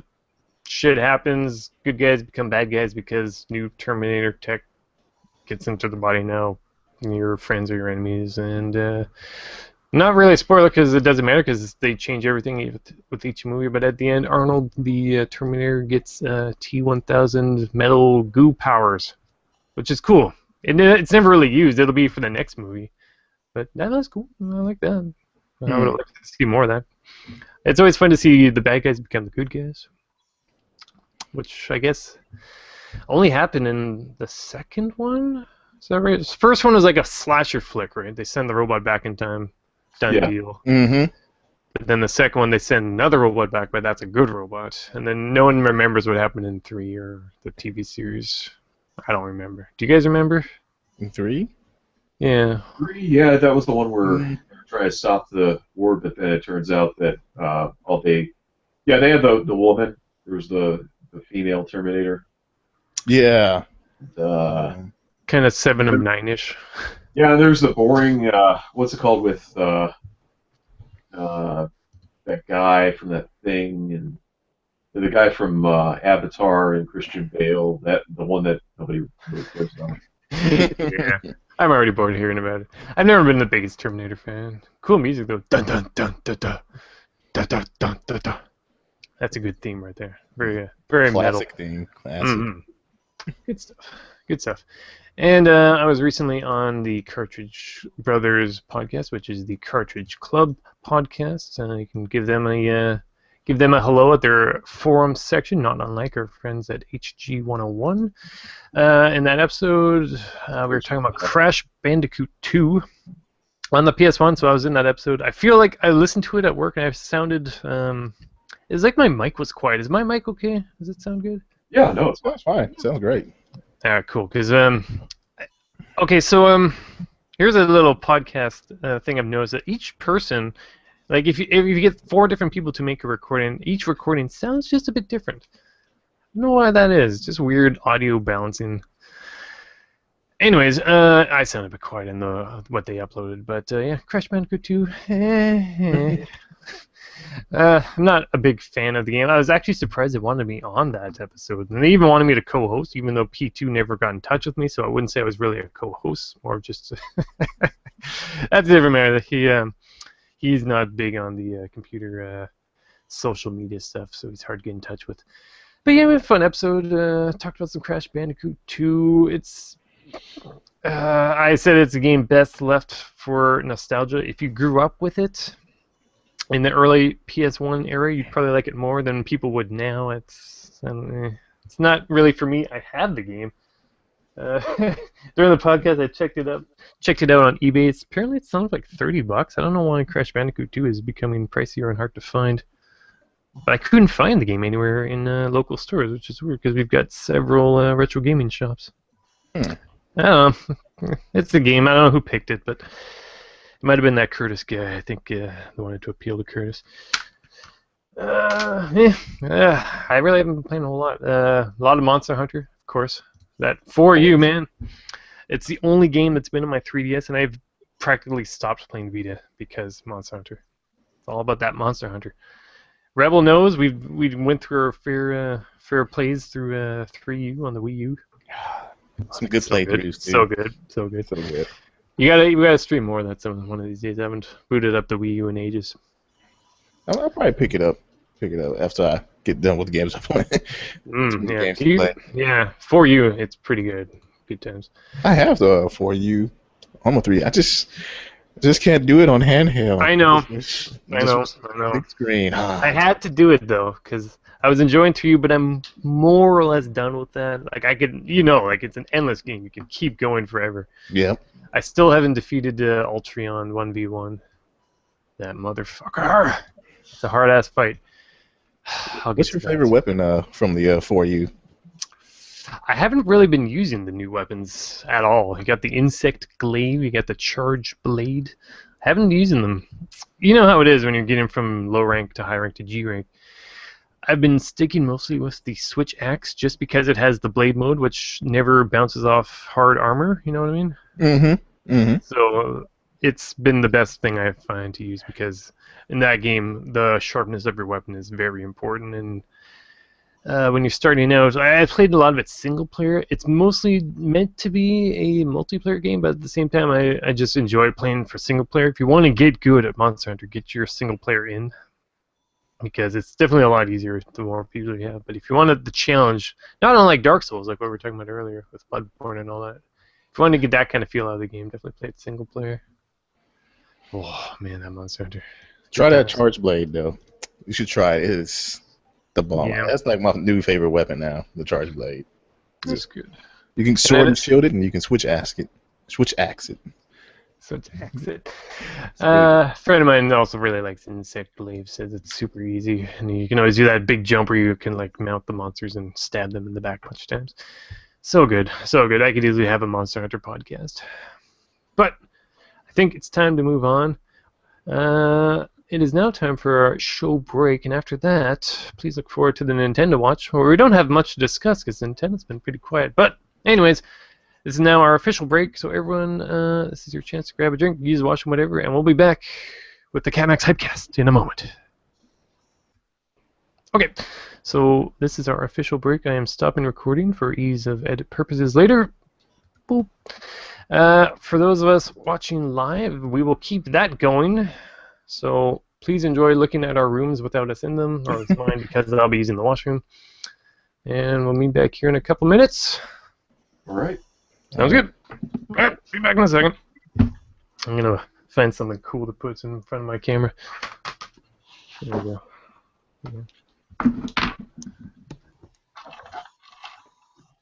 If I can find my camera. There we go. It's backwards. Look at that. Silly. Nice. What does that say? Ginui Sinjok. I just summoned Satan, I think. Alright, I'll be right back. And thanks to everyone watching this live on YouTube. Good to see you all here. It's P1. I think that was P1. Could have been P2. I don't know. Yoshi and Os. And I'll put more links out on Twitter when I get back. Cool. Cool.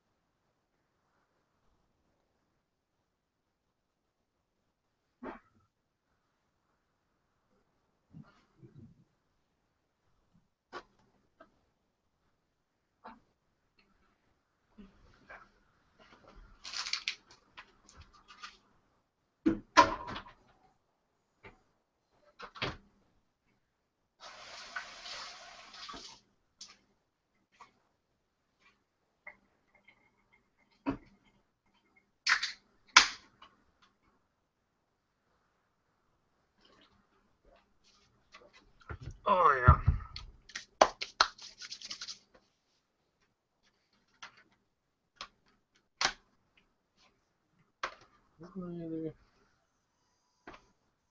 It's over there.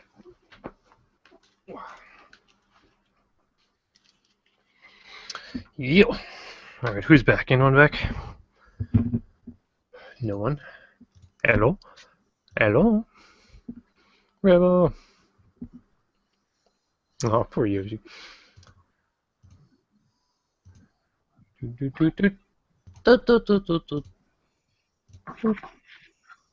Oh, Rebel's gone off camera. Christina's muted. All right. Hey, Steven, I forgot to ask, where'd you get that shirt? The internet. It's one of the daily T-shirt sites. So it's pretty awesome, right? Yeah, it took me a while. Like, I don't know why I didn't notice it until later, but I love the Ghosts and Goblins games. Mm-hmm.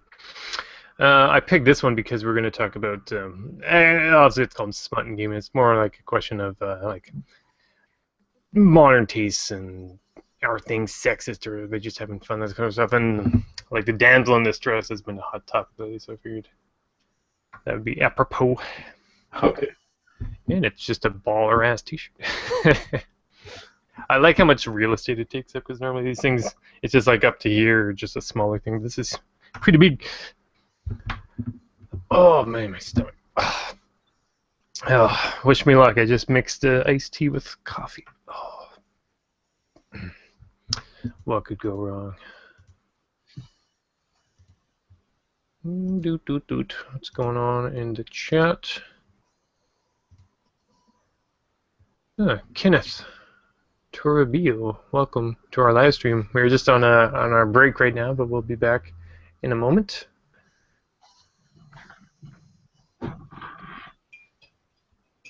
So what was going on in the chat? Yoshi and Oscar discussing schooling, taking courses, console challenge.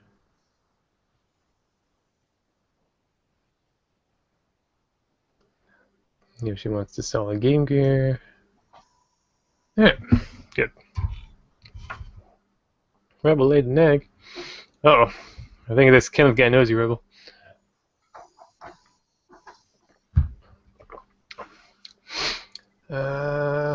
Let's see. Oh, Rambox is awake. Interesting.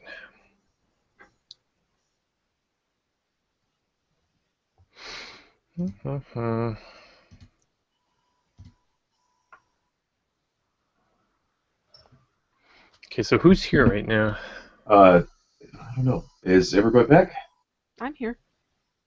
Oh, Christina's here. Rebel's gone AFK, I think.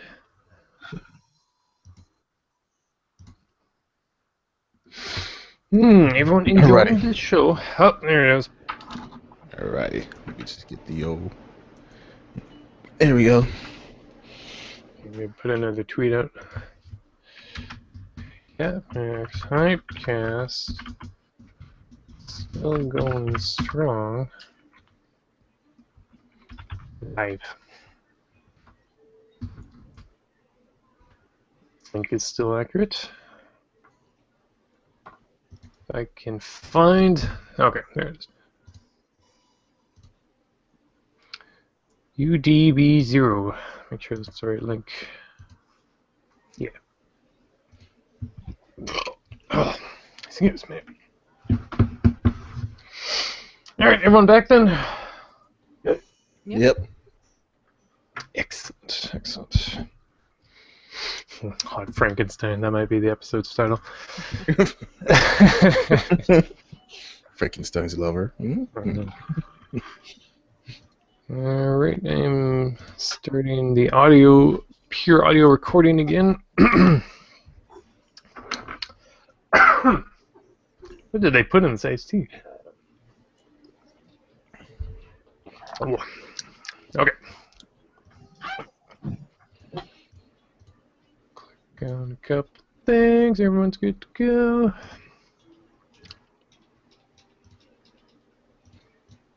And P-Mike is saying something on Twitter. He's talking about the Shinobi syllabus. We'll get to that. Okay. Are we recording? Let's make sure of that, yeah? Okay. Alright, and we're back. And now it is time for the Nintendo Watch. This is the time of the show when we take a look at the most wacky and mysterious of companies, Nintendo, and we say, hey, what are they up to this time? Honestly, not a whole lot. I added one thing to the list. Where is my list? Yeah, not a lot. Pokemon, the original Game Boy games, to appear very soon on the 3DS. That's something, I guess. Anyone excited about that? Don't play Pokemon, so I guess it's exciting for the Pokemon fan. The child, so It's kind of cool. I mean, if you like that very old school style with the old school graphics. I think it allows you to trade Pokemons with other people's 3DSs wirelessly. That's kind of cool. That's some interesting tech. It's Pokemon. There's really not. Yeah, what can you say, right? I don't think it's out yet, but soon. That'll be cool. I hope it's not too expensive. I might maybe get it. Maybe not. I don't know. It's something. Okay, well, here's something. The internet claims that maybe, just maybe, the Nintendo might properly bring out the next Earthbound game, which everyone calls Mother 3 because that's the only way we've ever been able to know it because it's never been brought out before now. That is the Game Boy Advance entry in the Mother series. We did get the original one, Earthbound Beginnings, I believe they called it. That's available on the Wii U eShop. That's the NES game. And then, of course, Earthbound, that's the Super Nintendo game. But now the Game Boy Advance game might, maybe be coming out. Thoughts on that? I'm glad they're bringing it out finally. I hear some people asking and wanting to play that game. Unfortunately, I have never experienced any game in the Earthbound series, but I hear nothing but positive things, and I also hear nothing but angry things when Nintendo hasn't yet to release this game. So, about time. Yep, agreed. Good. About time. It's money. Like, it's so bizarre. Then companies like you've got this very vocal fan base, and they're saying what they want, and then it's like, well, we don't know. It's crazy. Is it licensing? And I think they had to change some of the music in Earthbound around. I don't know if that's true, but songs sounded a bit too much like proper licensed music. Did anyone hear that? Like the Runaway 5 or whatever they're called, they play certain songs that sound like blatant ripoffs. Oh, really? You know, I have to listen to it again. It was similar to I don't know. It's just one of those things where just copyright law sucks. Yeah. People will make a claim even if because they can, and there's really no. Yeah. U.S. copyright laws are. I don't know. That might have just been strange internet hearsay though, because I don't know if they can even copyright songs that sound similar, especially if it's not like with lyrics and all that. It's tricky. Actually, I was listening to one of the more recent episodes of the Transformers and Beer podcast at work, and they were looking over an Optimus Prime knockoff. There's like MPP-10 Optimus Prime. Obviously, it wasn't called Optimus Prime, but it was basically those, Chinese knockoff things. They're kind of expensive. I mean, they're not bad, but like they had one for Megatron. It was really nice, but I mean, it cost as much as one of the Japanese ones did when it came out. So. Yeah, that's the thing though. That I was watching a review after listening to that because I was like, it's kind of interesting. I just looked it up, and it was it looks better than the Hasbro or Takara made like proper Optimus Prime masterpiece. So it's insane. But good on you, third-party groups, for making a superior product. That's pretty cool. Although I actually don't remember why I brought that up. It was a good segue until this point. Oh well. Any NX news yet? Sure seems like everything's being held off for the NX. What's even coming out in Nintendo stuff these days? We got Star Fox soon-ish. That Metroid game that I called Metroid Buddy Ball. Like, where did that go? I haven't heard anything. People got too upset about it and was like, maybe we won't release it. Some people won't give a game a chance. I'm still angry about that. Mm-hmm. I'm not angry about the game because I'm glad I, I'm I angry know. at the community. Is like they got so fed up about it. And I'm just like it's just a game in the Metroid in the world. It's not an actual Metroid game. Jeebus, calm Yeah. down. I think that's one reason why they don't want to give people the things they want, because you're just so sick of dealing with all these whiny babies. I want a Metroid, I want this, I want this, I want that. Just shut up. Now, this is a proud ancient Japanese company, too, and they don't take shit from anybody. True. They don't Very want true. that in their life. I mean, we're going to get to this pretty quick, but like Japanese companies, they know what they want, and that's what they do. And what we get is like the runoff, leftover stuff. Quite often. Although we're a big market, but at the same time, they just want to do what they want to do and don't want to worry about changing things for different markets. But honestly, there's not a lot to watch for on Nintendo. I'm trying to think of, is there... Well, we'll talk about that in a bit. But. Okay. Yeah, I guess we'll shut down the Nintendo Watch, which means it's time for interesting news, which is a much more general section of news. It's finding Nintendo Watch. Sometimes there's stuff to talk about, sometimes there isn't. I feel like it's become a staple of our podcast, and I don't want it to let it go so quick. Is there Amiibo news coming out? I know there's a Ryu Amiibo coming out. That I want. I actually did hear about Nintendo, what they're going to do, because, they recently closed down the Nintendo Club. Mm-hmm. I think they had some news about what they're going to do now, which is going to be like the Nintendo Club, but not. I guess they're going to be like giving you different currencies now based on the games you buy. Mm-hmm. So I guess if you buy if you download that Pokemon game, they're going to come out on mobile apps. They're going to be giving you I want to say it's like silver points or something, and they use the silver points to get stuff, just like in Nintendo Club when you bought their games. And if you buy the games on the NX, you get gold points. I'm not sure. I was gonna look it up, but I had got caught up with some other stuff. But that's okay. Busy man. But they're gonna be giving gold points for the NX games, and instead of you getting prizes, you're gonna get DLC or something. I just remember they announced what they're gonna do now for the Nintendo Club stuff. Yeah, it seems like all their efforts are being put towards the next console, which is unfortunate because Wii U right there, I bought it. I guess I'm ready for more games, but not really. I haven't been playing it all that much. All I've been playing, that fucking Monster Hunter stuff. But I mean, at the same time, it's just I'd feel really bad if that was my only system. Yeah, it's unfortunate because it's better than the Wii. Stupid Wiimotes. Yeah. No, nothing. I was talking on Twitter recently about there being yet another PSN sale. Good sale, too. Some good Namco games on sale. You were mentioning Namco earlier, Joestar. But, Nintendo not big on sales either. Mm-mm. They do little sales every now and then. Especially in Canada, we don't. It's not a good place. So, I don't know. There you go. Nintendo, I guess. Whatever. Just play Monster Hunter. That's all you need. Get 3DS. Get a 3DS. All you need. Tons of games on there. Wii U, I don't know. It is the flawless game. It's Team Fortress 2 on Steam and occasional Minecraft. Mostly Minecraft on Vita. That's my trifecta these days. Alright, so interesting news. What do we got? New King of Fighters trailer. We mentioned that a bit before. Yeah. Once again, it looks pretty rough, especially for a PS4 game. It looks something like PS2. No, it doesn't even look like PS3. It looks like PS2. I hope it runs super smooth. I hope the game is fun and well balanced, and it has a lot of fighters. So it was like 50 plus fighters in that or something. Mm-hmm. The King of Fighter games have always been generally just good considering the fighting game community. They've been some of the best. Mm-hmm. And I definitely like the different style they took. They kind of went on with the Street Fighter 4 type of style. Definitely will enjoy that. It's risky, but we'll see. Might be good. But have you guys seen the artwork of the last two King of Fighters games? Oof. Beautiful games. Beautiful games. Mm-hmm. Maybe a bit too stylized with some characters. Some are a bit too buff. Some are a bit too small. It's kind of weird looking at times, but man, beautiful.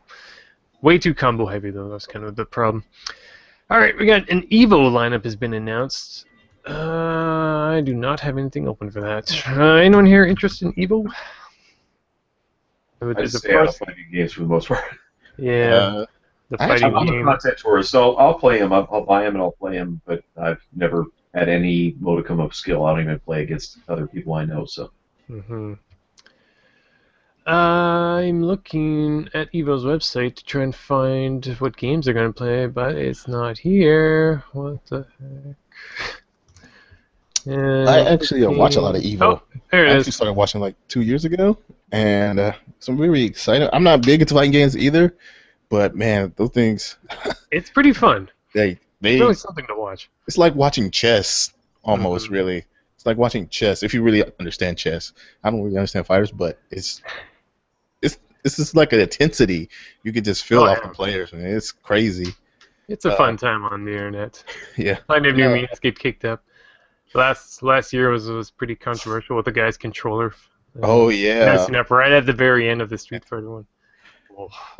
I mean, the other guy, he could have just taken the win, but I think if he would have taken the win, I don't think he would have felt good about it. I think that's why he was like, let's fight it out Yeah. like it's supposed to go.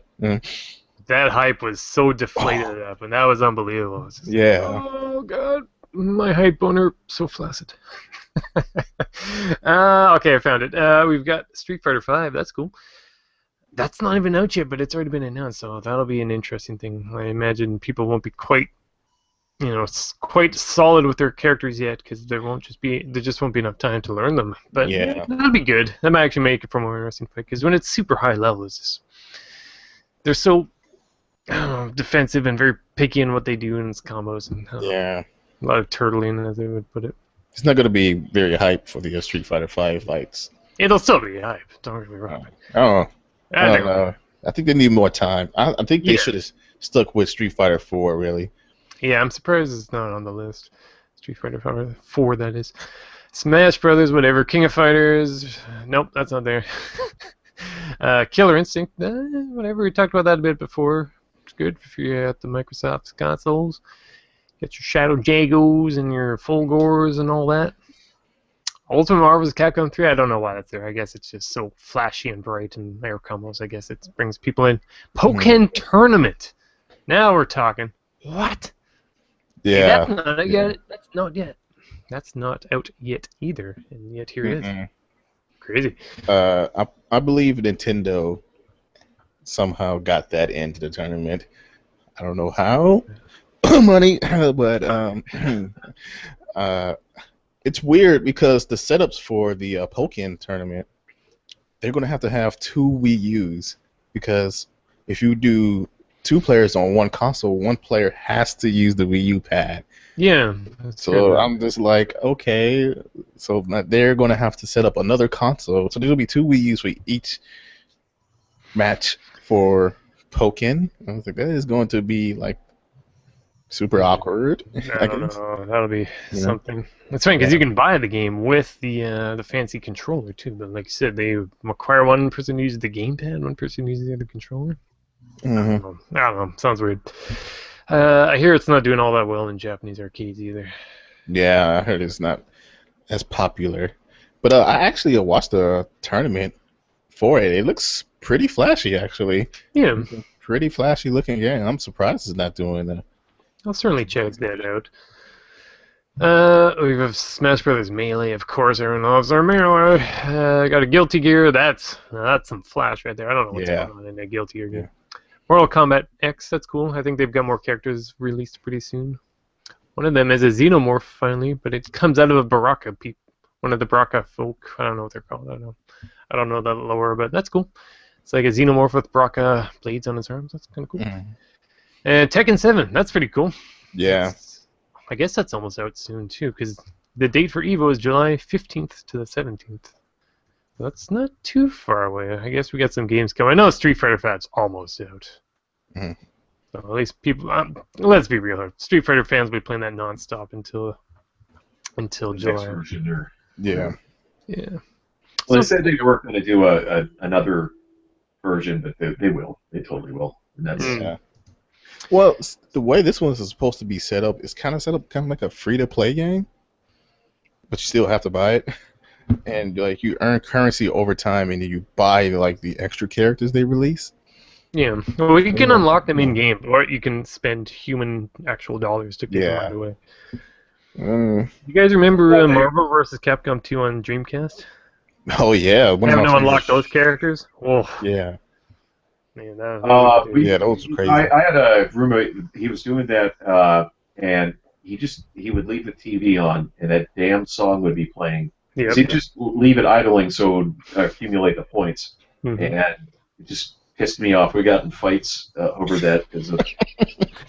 You can turn them. You can turn the volume down. And then, you're gonna be the next to die. Don't turn off the fucking TV. Oh man, the soundtrack to that game is something else. Oh, A it's like, yeah. lot of saxophone. A lot of sexy sex in there. Yep.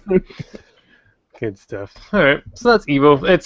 It's early to talk about, but it's cool that the lineup has been announced at this point. All right, so next thing on my list, something I've been tweeting about maybe a bit too much.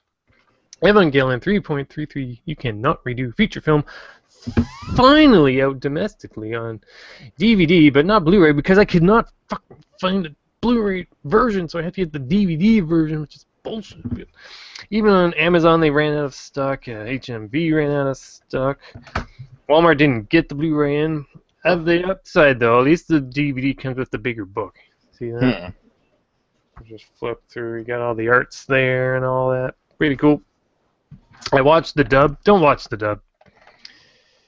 I mean, that's anime law, basically. I think we can all agree on that. Generally, don't watch the dub, but I gave it a shot.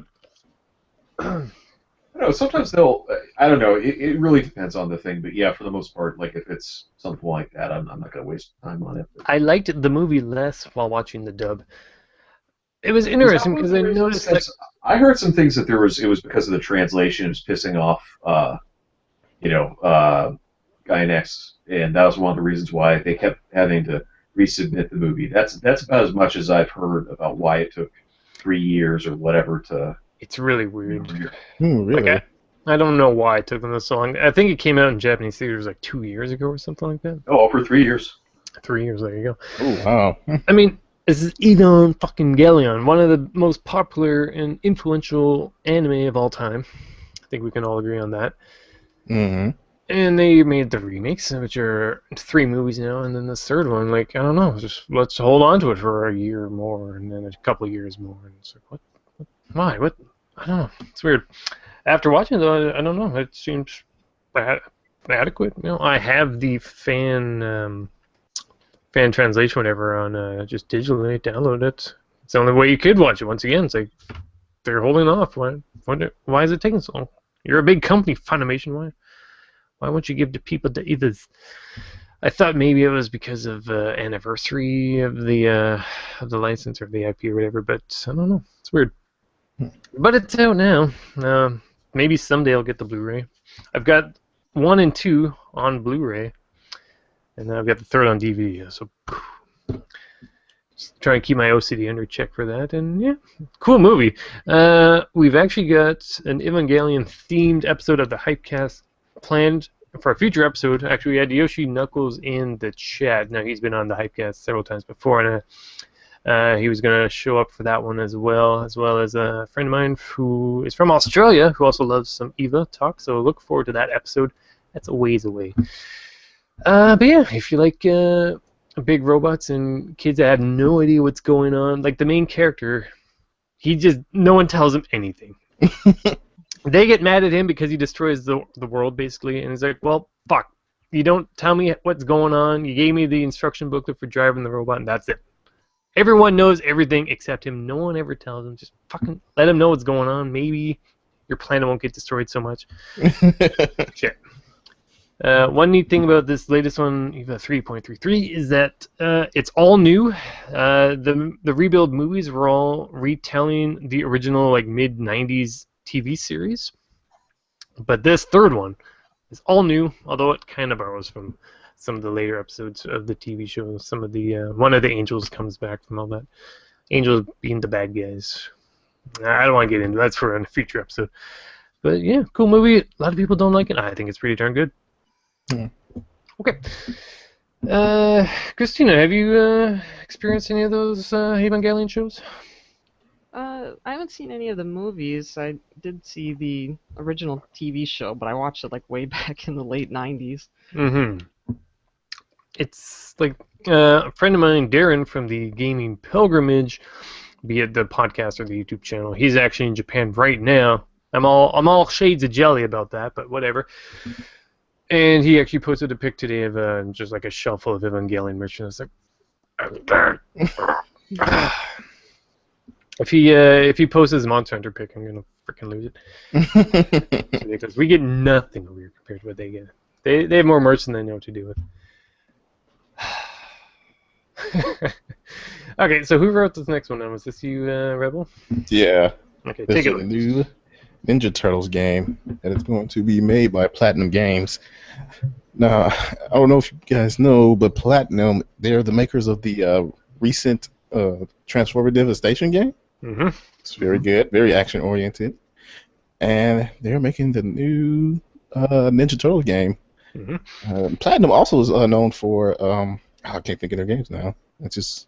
Bayonetta, Bayonetta. There we go. Yep, Metal Bayonetta. Gear, Bayonetta. Revengeance, Mm-hmm. Love that game. So good. blocking people on Twitter. Yeah. That too. That too. But Rough. but they make some pretty good action-oriented game. I'm very excited about this release they're going to be making here. Mm-hmm. Did you play Devastation? I played a little bit of it, and from what little bit I played, I thought it was good. That was good. Better that than was the really other Transformer games they released. Yeah. It's good. It was also kind of nice. I mean, obviously it wasn't the full voice cast. Some of the people are dead, but they got a lot of the voices from the '80s cartoon come back, and it's also kind of a good entry level for if you're getting into or if you want to play some other Platinum games. It's a little more user friendly than their usual games. So. Well, this one is supposed to have the 4-player co-op. 4-player co-op is going to be nice. Yeah, I think that's so the first time they've done something like that. So. Most of my Ninja Turtle memories is the '90s cartoon and the Super Nintendo Turtles in Time 4-player. Was that 4-player? No, I'm sorry, the arcade version Turtles in Time was 4-player. The Super Nintendo was only 2. Mm-hmm. But still though, 4-player Ninja Turtles. I mean, that's all everybody wants. That's all people want from a Ninja. That's a 4-player co-op game. You go get with your buddies, and go beat up the Foot Clan. There you go. Do we know for certain that you can have like four people playing as each turtle, like online co-op? Has anything really been announced for this one yet? I heard them mention it, but I have to do some more research for it. Yeah, all I've seen is that one trailer they released after the game was spoiled by what was it like Steam achievements were revealed for it and like listings for it were like what is it like ESRB ratings were snuck out beforehand. Everything came out before the actual announcement of the game came out. It's one of those awkward things where people know too much and are so eager for more information on the internet that they can dig it up before the companies are even ready to announce the game's existence yet. Or people kind of cut it, or they announce it before they're supposed to, with like with the mother. Mm-hmm. Yeah. Apparently, she's not going to be on, or the girl that announced that she's kind of been driven offline. So it's kind of sad, but Damn. You really got to watch what you're saying if you're working for a company like that. So.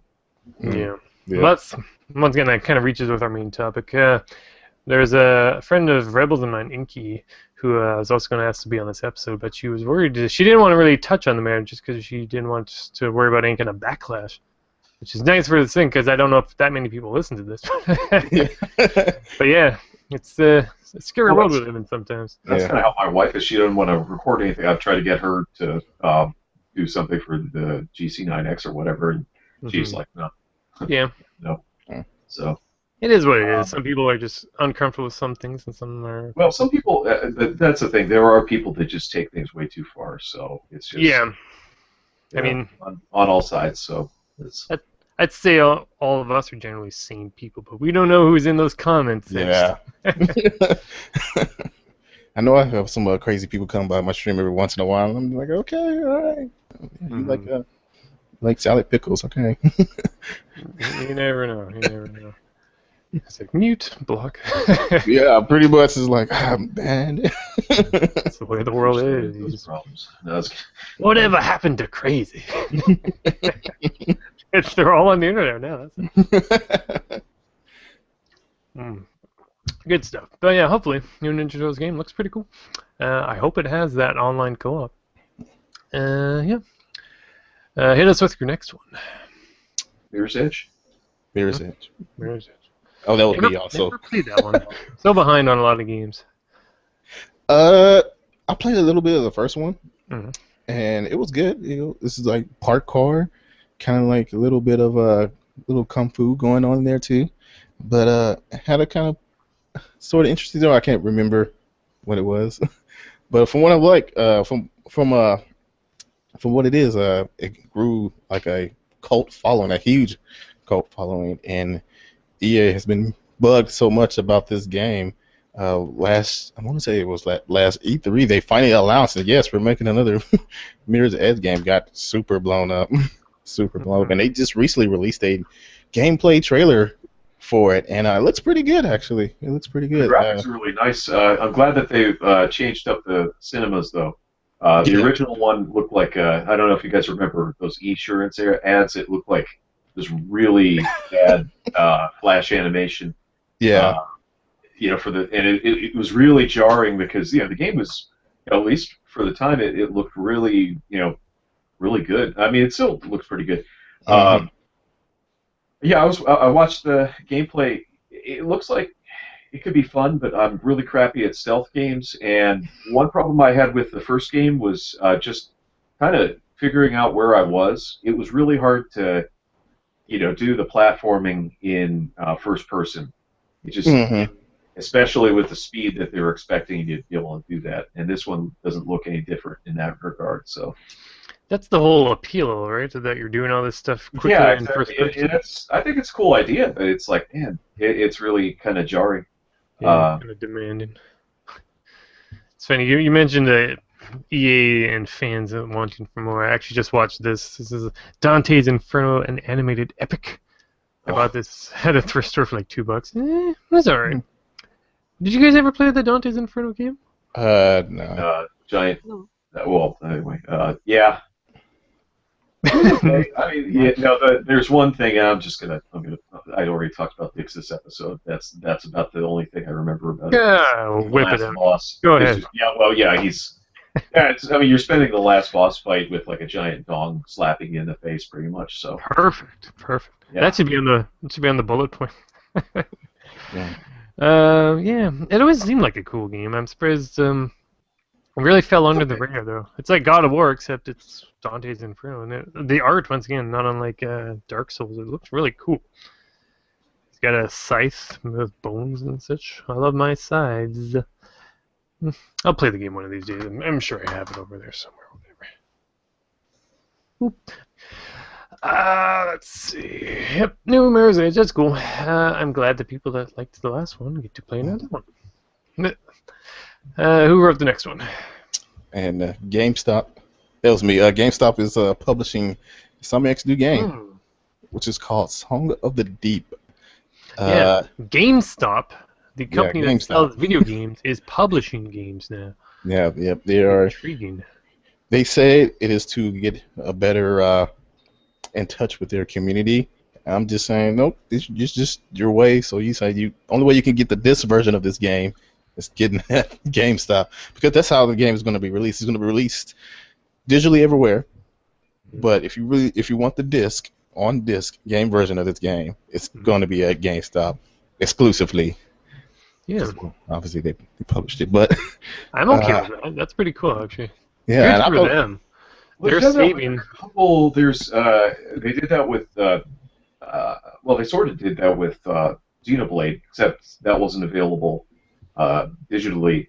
And there was a couple of things. That one Tales of game for PSP you could only get physically at GameStop at least for a while, and uh, Yeah. some other things. So I think that's good though. I mean, I'd rather they give people that option to be able to get it. There's a lot of people, I mean, myself too, where you'd prefer to get a physical copy, for your collection, and I really don't mind, going to GameStop if it means I can get one. So, but Mm. I just thought it was interesting because they got Insomniac. Like exactly, yeah. that's a pretty big that's a pretty big known game developer, and to have their game just exclusively at GameStop, this copy only. I'm just like, oh man, must have been a strong deal they pulled out there. Mm. Well, I was just looking at it. I mean, it looks like your basic indie game. Little Yeah. submarine underwater, whatever, Metroids. I'm sure you find missiles and such to blow up specific types of rocks. And that's kind of Metroidvania style. But yeah, that's cool. I like the idea. Because, I mean, that's exactly what they're all about. Selling physical media. And as we all know, digital is becoming so popular these days. That, yeah, it makes sense that they should become publishers because, hey, Yes. brings Very the people true. in. I hope it's not too expensive, though. Because, I mean, that looked... $15. How much? 15. That's pretty good. That's Mm. American, though, right? Yeah, so Yeah. I'm yeah. thinking probably like $30 Canadian. Hmm.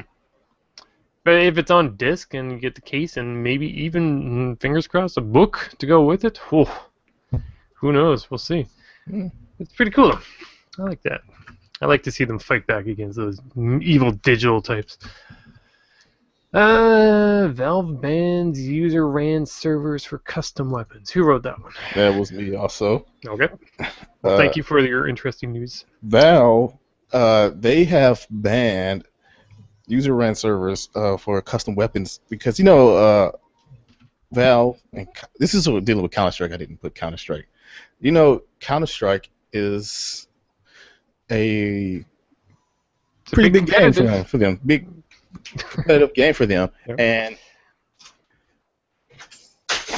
and they are banning these custom servers. And Counter-Strike is like kind of known for being a mod and custom game, Yeah. and they just straight out just ban these servers. Now, I will say they did give them a warning. So you know how Valve is; they're not very clear about the rules and instructions. So when they started abandoning these servers, people thought like, oh, just the custom skins that they sell on like the marketplace. No, it was like any kind of custom skin, and they just straight out banned those servers. 22 plus years.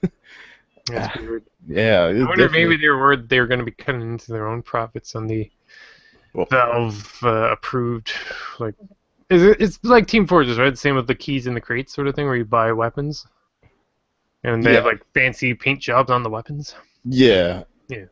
And but it's just kind of would the custom weapons on the user-run servers be like that, but just free? Like, join our server, pay $5 a month, and have access to any weapon that exists, or some that don't exist? Is that... No, there were some that were using the ones that Valve was using in the official game. I can understand those getting banned. And, y'all probably shouldn't. But these were like weapon skins that were just made that were not being used in the game, with servers getting banned. And I was like, wow, it's crazy.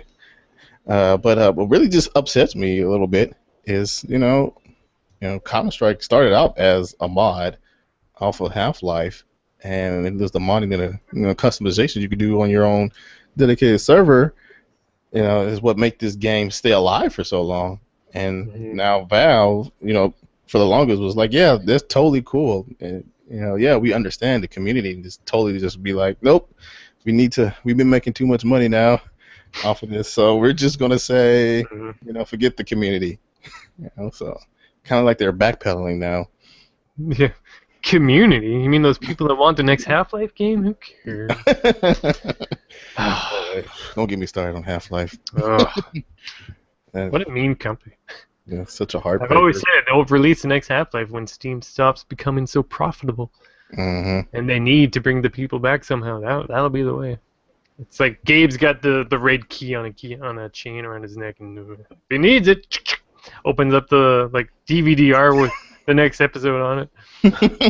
It'll be like the old graphic style, made in like 2005 or whatever year episode 2 came out. Probably came out a year after episode 2 did. And I'm like, well, we'll just hold on to this one just in case we need it. It's a really popular game, yeah. Just in case. Those dicks. Cliffhanger ending. God damn it. Brutal. So much of a cliffhanger. My heart still breaks. All I do is dream. I just want to know the end, that's all. I don't care if the game sucks or not. I just want to know what happens. It's like watching that season of Game of Thrones and then not get another one after it. Oh, man. That's the worst. Like, when things are so popular that they don't even need to keep going anymore. They'll just keep the fan base hanging. Dangle it. Just dangle it. Brutal. Alright, Twitter changes equal nonsense. We were touched on that earlier. Joe Starkphone just mentioned what Twitter might be doing. Yeah, they just might be doing. There was that thing about them wanting to increase the character cap limit or whatever to make it. Yeah, well, Oh. that's one thing. A lot of people are getting mad about that. I don't really have a problem with that because sometimes you have to do like 2 or 3 posts or whatever, and as long as they just show like maybe the first 144 characters or whatever, then that's fine, I think. But the big one that's pissing people off though is that they're just going to kind of randomize what tweets show up. It's not going to be in chronological order anymore. Really? Yeah, or now I heard that it might be opt-in. Hopefully that's the case, but they want it to be where this algorithm picks which tweets you most likely would want to read. Like they're trying to. So basically, it'll do some kind of analytics or whatever based on number of views or certain words that it used or whatever, and it'll pick top tweets for you, kind of like that while you're away that Smut has started doing recently, except it'll be for everything. That sucks. That's just ridiculous. Yeah. It's like, don't you love when it tells you what your friends have been doing? It's like, oh, great. This person and 4 others liked a picture. It's like, oh, goody. Okay. I didn't really care. Yeah. That's the other half of it. It's like when companies do change things, but they don't change the right things, and they just fuck things up further. Why it gotta be this way? Why? Like Google and everything. It's like YouTube comment section is still. No one knows. Are you in Google Plus? Are you signed up to YouTube? Is it? It's baffling. Google doesn't know what to do anymore. They're just so big. Yeah, we don't know what to do. It's just so big. Yep. We're just taking up the room space. Yep. It's doing something, I guess. It was like everyone's rich there. I'm sure they're all super well off. So it's just, well, I guess I'm at work. Tap, tap, tap, tap, tap. I guess put something out. Really, they're just making more work for themselves, so they'll have something to do next week. If you break it this week, you'll be doing something next week. I see how it is. It's all coming together. Gotta keep the employees busy somehow. Yep. Team Fortress 2, I mean, it's been a bit busted these days, and we're still waiting on that to get fixed. I mentioned last episode I bought a bunch of taunts in Team Fortress 2, and they merge together sometimes. It's the weirdest thing. It's a glitch, and it hasn't been fixed in weeks. Like, if I have a character with 3 different special taunts, sometimes I'll do one, but it'll do the animation for another one. But it'll play the sounds for the first one, and it's just it seems like real easy fixes that aren't being really easily fixed. So I don't know. Okay, mighty number 9 on the topic of companies not finishing things or making things good. Mighty number 9, we did mention this earlier, getting pushed back once again. Does anyone even care at this point? I think everyone's lost zero interest. There's just no more interest in that game anymore. Mm-hmm. It's kind of sad, actually, because they were. I mean, Mighty Number 9 was the game that started this whole kind of like Kickstarter trend, like, because Irigasi, he was like sticking it to Capcom because Capcom wouldn't let him make another Mega Man game. He's been asking them, so he's like, "Screw it, I'm gonna just do it on my own and have everybody else fund it for me." And then like he's made it, and then he just started on, and everybody was like, "Where's my game at?" It takes time to make games, that's for sure. But it's when they give it a release date and then it just keeps getting pushed back. Yeah. It doesn't look that good in the first place, though. Yeah, I think that's another thing just adding to it. It's just the game doesn't look that great. Mm-hmm. Have any of you played Gunvolt on the 3DS and maybe on I Steam haven't now? been able to. I actually haven't played it, so. You're not missing much. It's not very good either. Really? It kind of feels like Mega Man Zero, the GBA series. Yeah, I actually like those. Those were. It's just the problem is the thing I didn't like about those was you would get those cyber elves as power ups, and it would guilt trip you into Not use them. you killed them Yeah, to take their power. So it's like, yeah, you're a horrible person. Uh, just can't win. no, on Mighty Number 9, I think the other reason why people are probably losing, I guess, their patience on it is they've got the way that they're marketing it. They're really pushing the merchandising and things like that for this. And then they started the Kickstarter for that other one. It was like, Yeah, Red Ash. Oh yeah, I forgot about that. I was like, what are you doing? Yeah. One we- game at a time, guys. Come on. Yeah. That's the thing. I mean, some people were real excited because it was like, oh yeah, this looks like Mega Man Legends, and most other people were saying, okay, well, why can't we have a Mega Man Legends game instead of a ripoff? So Mm-hmm. It's like that Transformer I mentioned. The bootleg one. Same thing. This is bootleg Mega Man. If they did a better version of Mega Man Legends, that'd be one thing. But I think the main reason people want to play is because it ended on such a nasty hit cliffhanger. Once again, fucking cliffhangers. Hmm. Oh god, he's still on the moon. He's just waiting for us. Mantis is still dead. They never resolved that one. Now, did you ever watch Mantis, the TV show? No.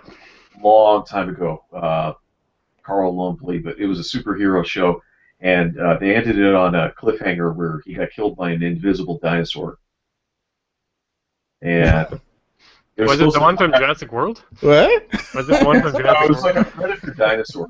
It was like a ghost dinosaur, and it killed him. It was like a weird time thing. So it was obvious that, that if there were another season, he would have come back, but they just ended it on that. So it's like, okay.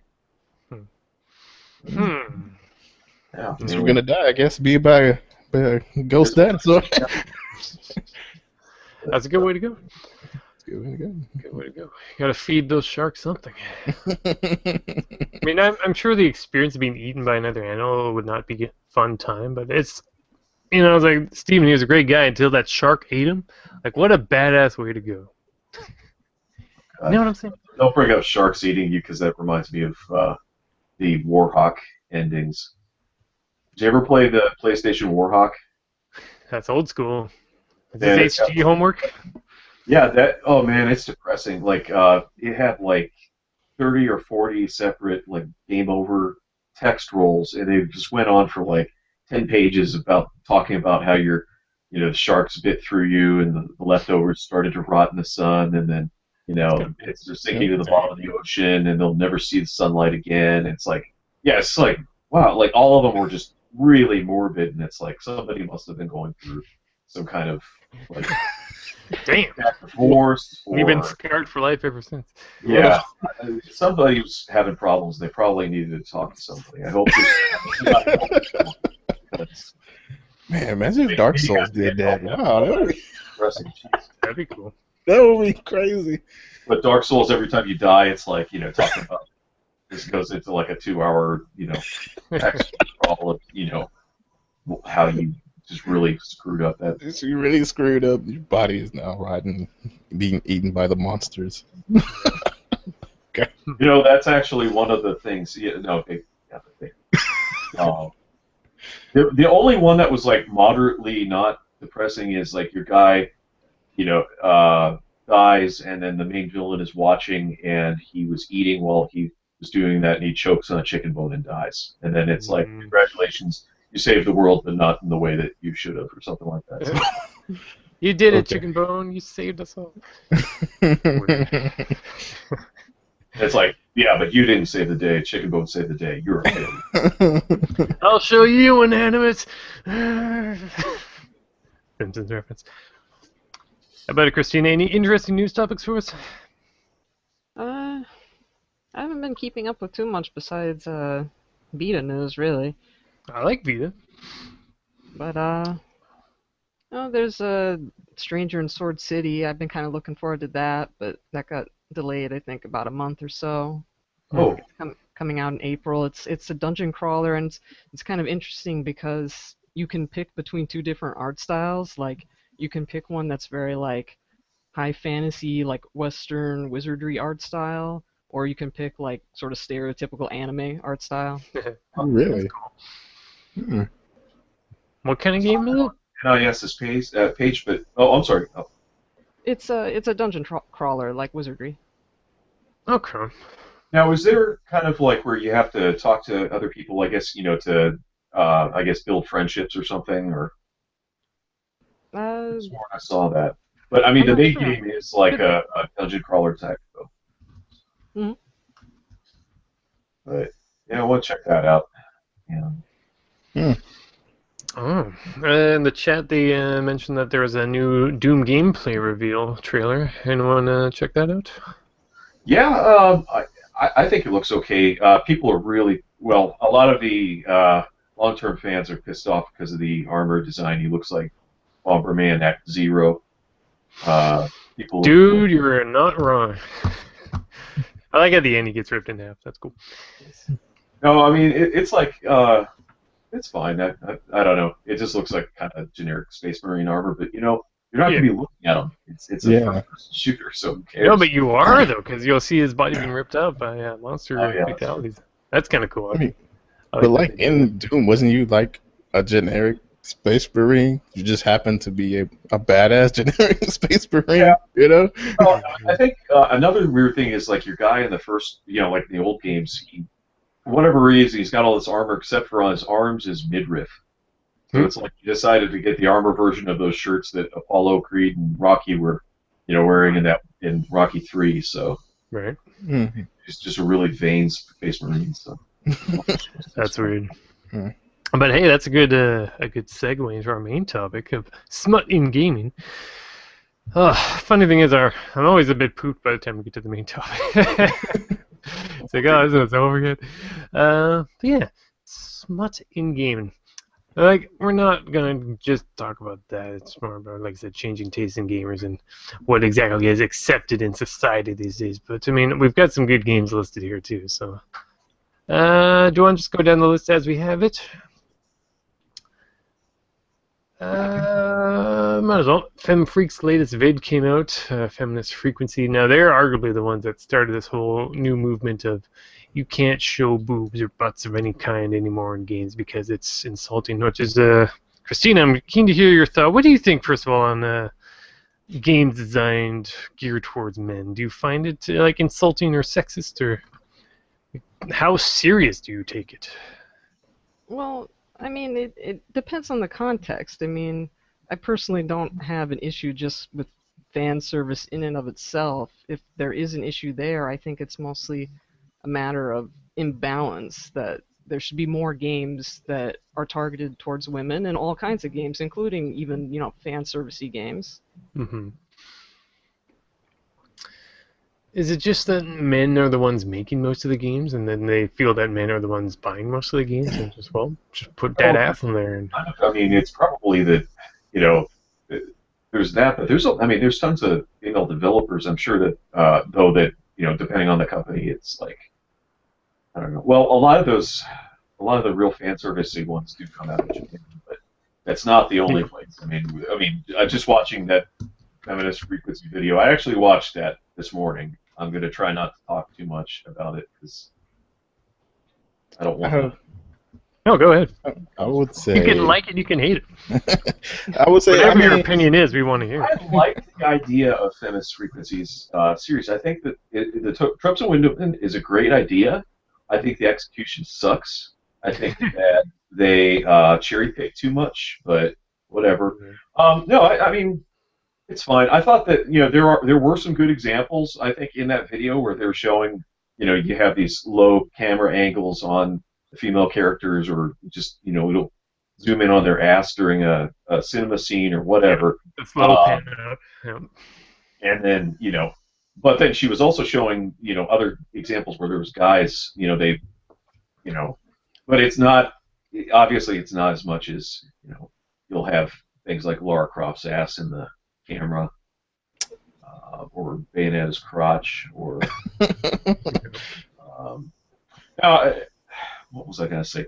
No, as far as that goes, I mean, I think it's a valid criticism because it does exist. Actually, the worst of those games that they were showing was the Golden Axe game, which is shit. It was a Beast Rider or whatever with. One of my earliest videos is on that. Game is terrible. I gotta play that game again. I need to know. But yeah, I mean, it was like it was showing like the cinemas, and it was just all on her crotch and stuff like that. So that kind of stuff could be egregious, but yeah, I don't even know where I was going with this. That's okay.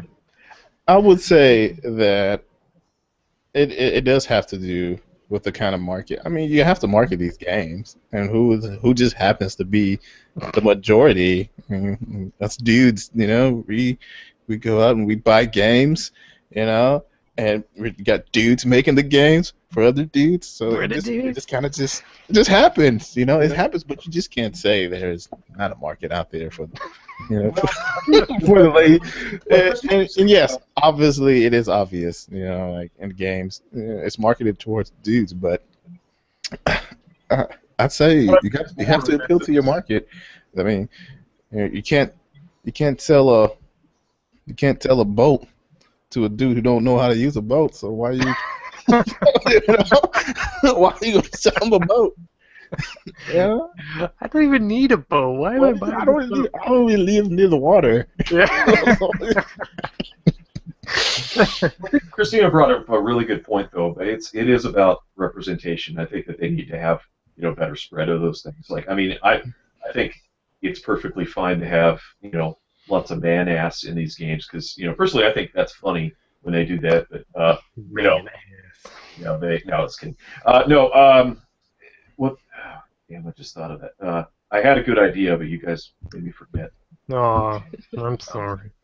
No, Blame no. Okay. Example. My wife loves the Assassin's Creed games, but one of the problems is that they've dragged their feet in having a main female character in the series. They've had a lot of female characters, but they're usually in a periphery role, and it took until, I mean, although you have like the Vita game and some web games and stuff, it took until this last one for there to be a main character that was a female, or a player character. And their excuse for the game before that was just really stupid. It was saying that they couldn't animate a woman. Yeah. I remember that. How does woman work? I don't know how the ladies do. Okay, well, what about all the prostitutes or whatever you have in the streets that yeah, you took time to do something like that. That you can't animate a main character that's walking. But anyway, yeah, they just need to. I don't know. If I were playing a video game, I would want to be represented to some degree. Obviously, it's you're playing this. It's for escapism or whatever. But it is always good to have some kind of familiarity. And if you're playing, every game where you're playing as a bald space marine, it gets kind of tiring too. So. Yeah.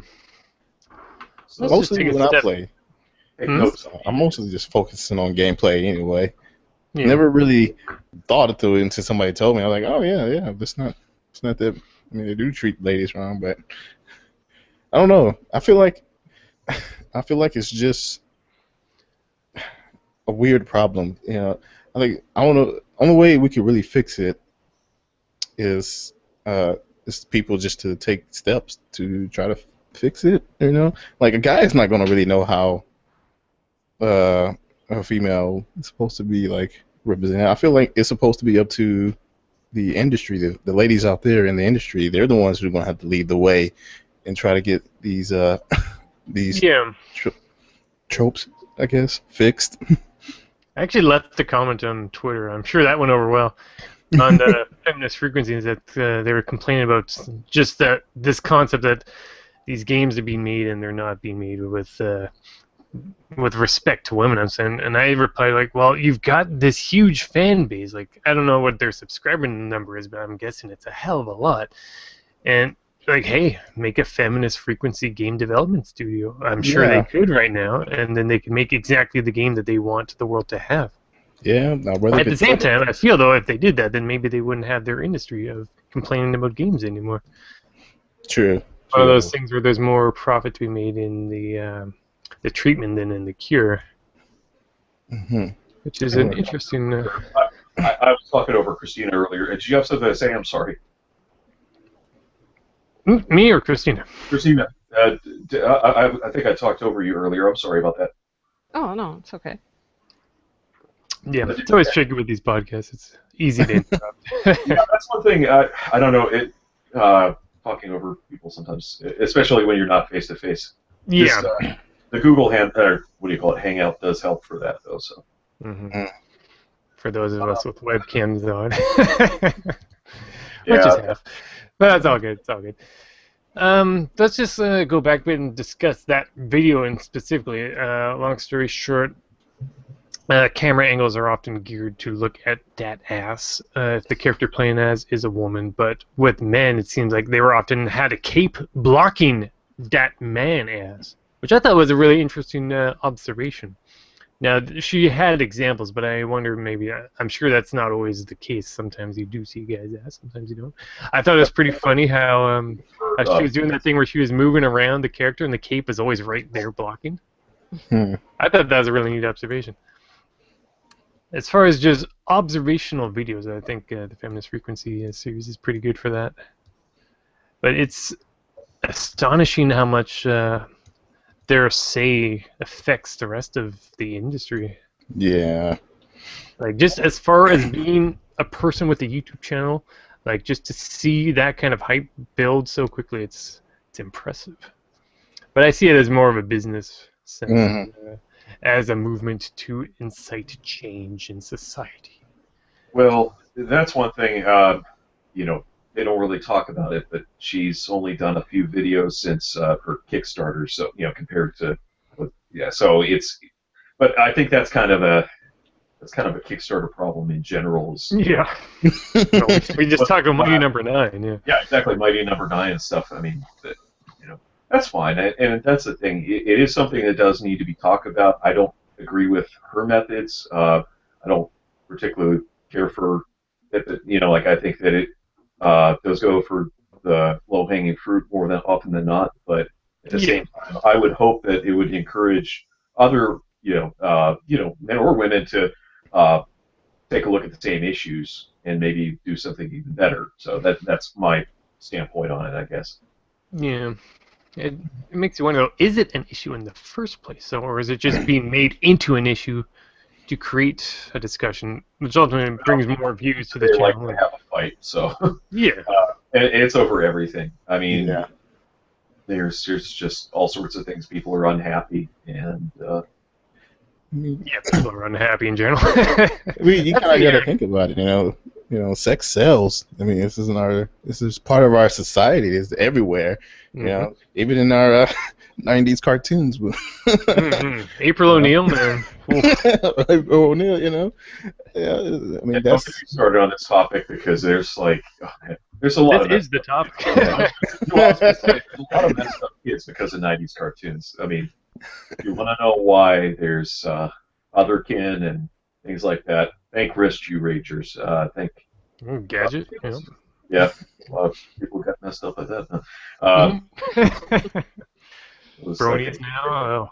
Biker Mice from Mars, interspecies stuff. Biker Mice from Mars. That was a weird one. That was a really weird cartoon. You're talking about shirts that show off your abs. Mm-hmm. Weird. I don't know. There's just a creepy undertone with that and Street Sharks to me. They just seem something going How? on behind the scenes. They're barely even humanoid shape. They're squishy. They're short. Well, they're always like They're going buff. things like, I'm gonna tear it open, or I'm sliding on in, and it would show them like around. I need to watch this show again. I don't remember that. Like, Well, they're sharks. They rip shit up. It's the it only just way to sounds be like Johnson. they're, rough trade or something down at the wharf. That's good, and I'm sure it got people into rough sex too. That was sorry. Um, I'm looking for some sailors. Jeez. Yeah, Ugh. he could have gotten himself in trouble. Oh, Things Right. like that. Yeah, that kind Leo of Hazuki was not looking for these like, sailors.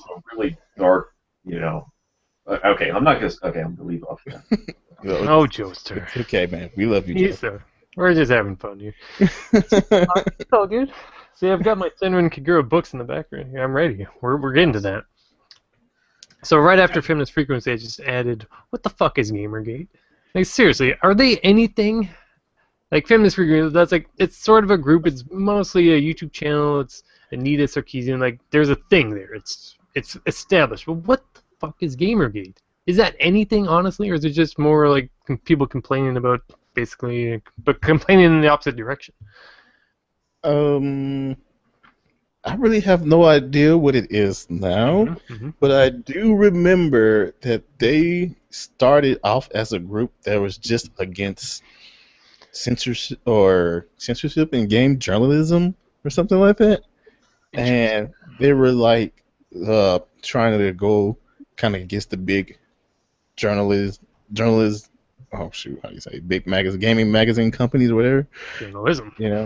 and they were like trying to go up against them because I guess the magazine companies were starting to like go against the gamer or the whole ideology of what gamers were and trying to make us look more like bad instead of good or something. A lot of it has to do with there's some I guess more leftist-leaning websites like Polygon and Game Sutra and Kotaku that they wrote some articles kind of like real close to each other that it was kind of talking about like it was insulting people that are really into games and identify as a gamer identity.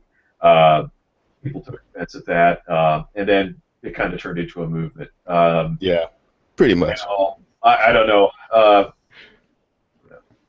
It's a really hard topic to discuss because the problem is because it doesn't exist. It's not.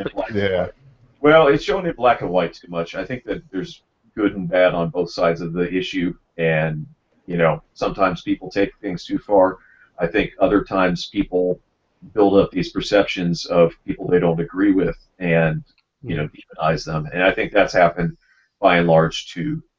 Because I know personally, I know a lot of people that are active in the Gamergate movement, and they're perfectly fine people. But other people they have this kind of preconception about them because of what people say on Twitter or websites and stuff, and it comes off as overly negative. So I think the main thing is people just need to communicate more and kind of open their ears and hearts, I guess, to talking to the other side rather than and kind of seeing them as human beings rather than just a flat cartoon enemy. I'll get you someday, G.I. Joes. Yeah, that's the thing. I mean, it's like, Anyway, I don't know. But I guess on the bright side, all of this has it has opened a dialogue about just sexism in games, or I guess kind of what is a gamer, who is into video gaming, and kind of I don't know where the hell I'm going with this. I see what you're saying. I mean, I can, like, long story short, I just think it's like, Sometimes hey, it takes some pain to move forward with things. So I don't know. oh, for sure. I mean, there's so many games coming out these days. James. I say make games for everyone. Yeah. Just because one person doesn't like one style of game doesn't mean that everyone won't like. The only thing I think is bad is that people are going to get to a point, like because there is a lot of input from people that, and everybody has a right to make a complaint if they think something is marginalizing them or insulting them. That's fine. But I think if developers, or actually this is happening a lot with comic books, if they're trying to ease everybody, if they're trying to become completely all inclusive, they're going to go fucking insane. Yeah. And end up with just everybody, like they're going to have games where everybody is a gray blob and they don't speak a language. Like Thomas was alone? Fuck. You won't play your stupid square jumping around games. So stupid. Yeah, no, I mean, but that's the thing. Like, I think they definitely need to work on more diversity in games, comics, movies, etc.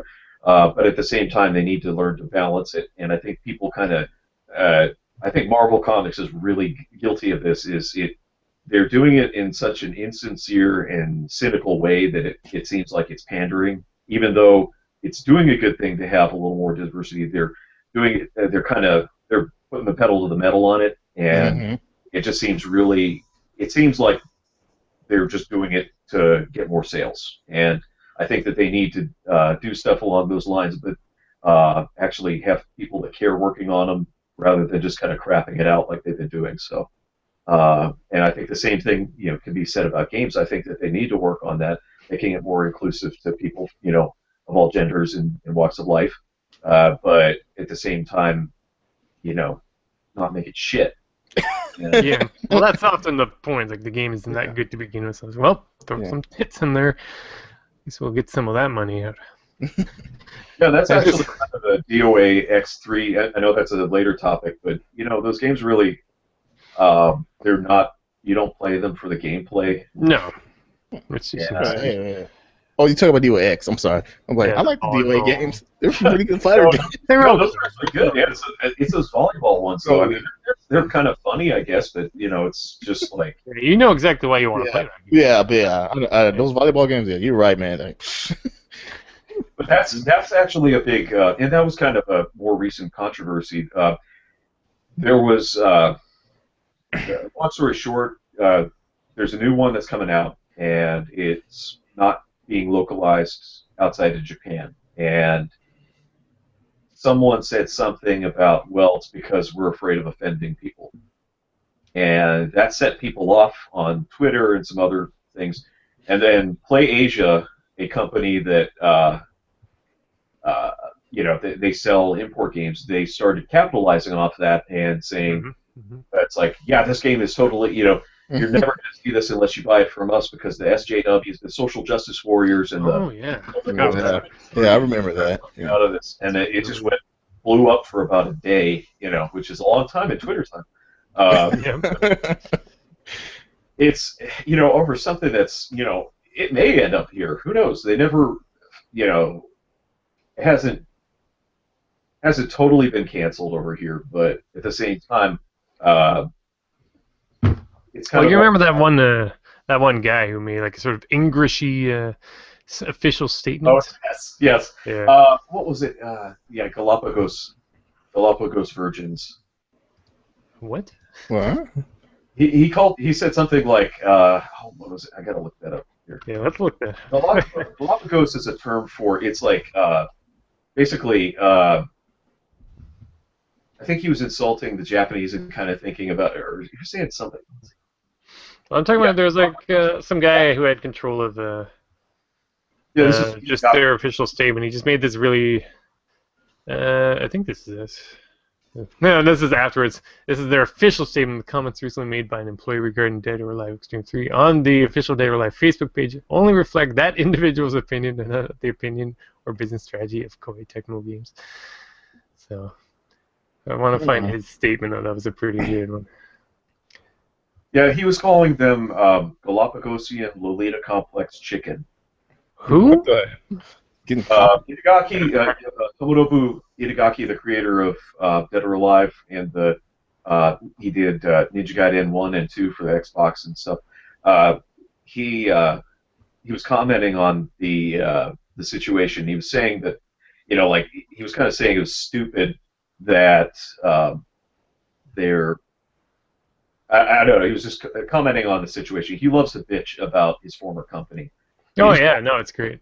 Yeah, he was just like insulting them. And Galapagos syndrome is a Japanese thing where it kind of refers to how Japan has some like really specific interests. Like there's certain things like well, like he mentioned, Lolita complex stuff in anime and whatever, or technology even. There's certain technologies that never make it out of Japan. Like as far as the phones, they're totally different than things, and it took them forever to adopt smartphones and the iPhone because they're so used to this one type of phone that they had.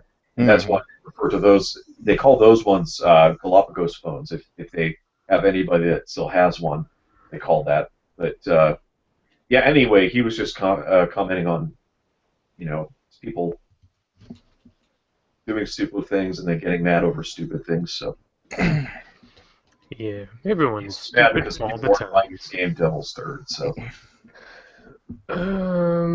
Still trying to find that statement. Maybe Kotaku has it. It was pretty good though. All I can find is looks like they've cleaned up the original statement. But yeah. It sounds like we've already segued into the next bit of our topic where we're discussing games not being brought to the West. And I have in brackets here, I hate the term West, because they're in the West to us. True. What? yeah. It's weird. But yeah, it's that's when it starts to really affect us, because there are games now that just, they don't even want to bother bringing them domestically, because like, well, everyone's complaining about this and that, too many boobs, too many butts, so we can't, like, that's half our game, so we can't bother bringing it over anymore. So now we don't get to play the latest cool game that just may include that. Maybe that's why we wanted to buy. That's fine. That shouldn't be an issue, honestly. I'm trying to think of some other ones like that. For the most part, it's been okay, but Nintendo's been Bullet Girls. Yeah. Oh yeah, Bullet Girls. There you go. Yeah. There's that one where you're a peeping tom and you've got a camera. Vita's loaded with sexy games. They seem to have a lot of those with Monster Gone Peace and Yep, it's on the list. Way something, the sequel to it or whatever. But which it's fine if they've got a good game, or if you need that kind of thing for your jollies, that's cool, I guess. Yep. But, speaking of which, in the chat, what did we see here? I think I never finished Bayonetta. Each time I played it, I either jack off to her sexy outfit or just played another game. Yeah. Perfect. Oh, that's honesty, at least. Yeah. No, I get pissed off in those damn games because it's like, you bust your ass playing and then it's like F grade, Yeah. I hate games that grade like that. Yeah, it's like you get these real low grades and stuff, and you have to just keep playing until you just do it perfectly after you've upgraded and everything. I'm just not good enough for that. But no, but that's the thing. There needs to be more games that are. I mean, if you're going to have eroge or games where you have porno or fan service or whatever, it's good if you have a good game or a good story to go with it. And there's plenty of porno games, or I just call them hentai games. So that's not what they're called, but there are a lot of good ones out there, and some of them have really objectionable content. One of them is Sengoku Rants, which it's a game in this real long series of hentai games about a main character that likes to rape people a lot. So a lot. Well, women. There. Like to rape people a lot. Yeah, no, he's just like really a horrible person, and it's played for laughs. So I could see where somebody would be offended by it, but this particular game, and there's a couple others in there where they have legitimately good gameplay, and it's a really good strategy game. But some people are really seriously bothered because of the subject matter, and I mean, I can respect that, but at the same time, uh, you know, go play it.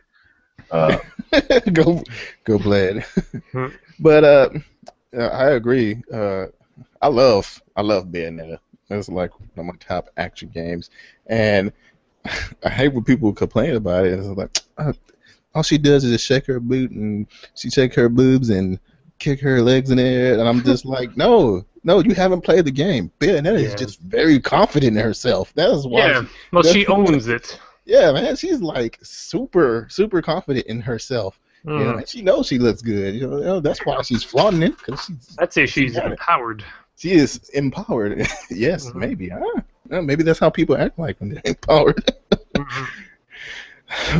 But it's the opposite happens to have a good game with really confident protagonists. There you go. You got to play the game before you knock it. Don't Yeah. knock it till you try it. Yeah. Still trying to find that statement. Where is it? It's hard to find. I think they tried to cover it up. I got one. We do not bring DOA X3 to the West and won't have any plan change in the future. As like a reply.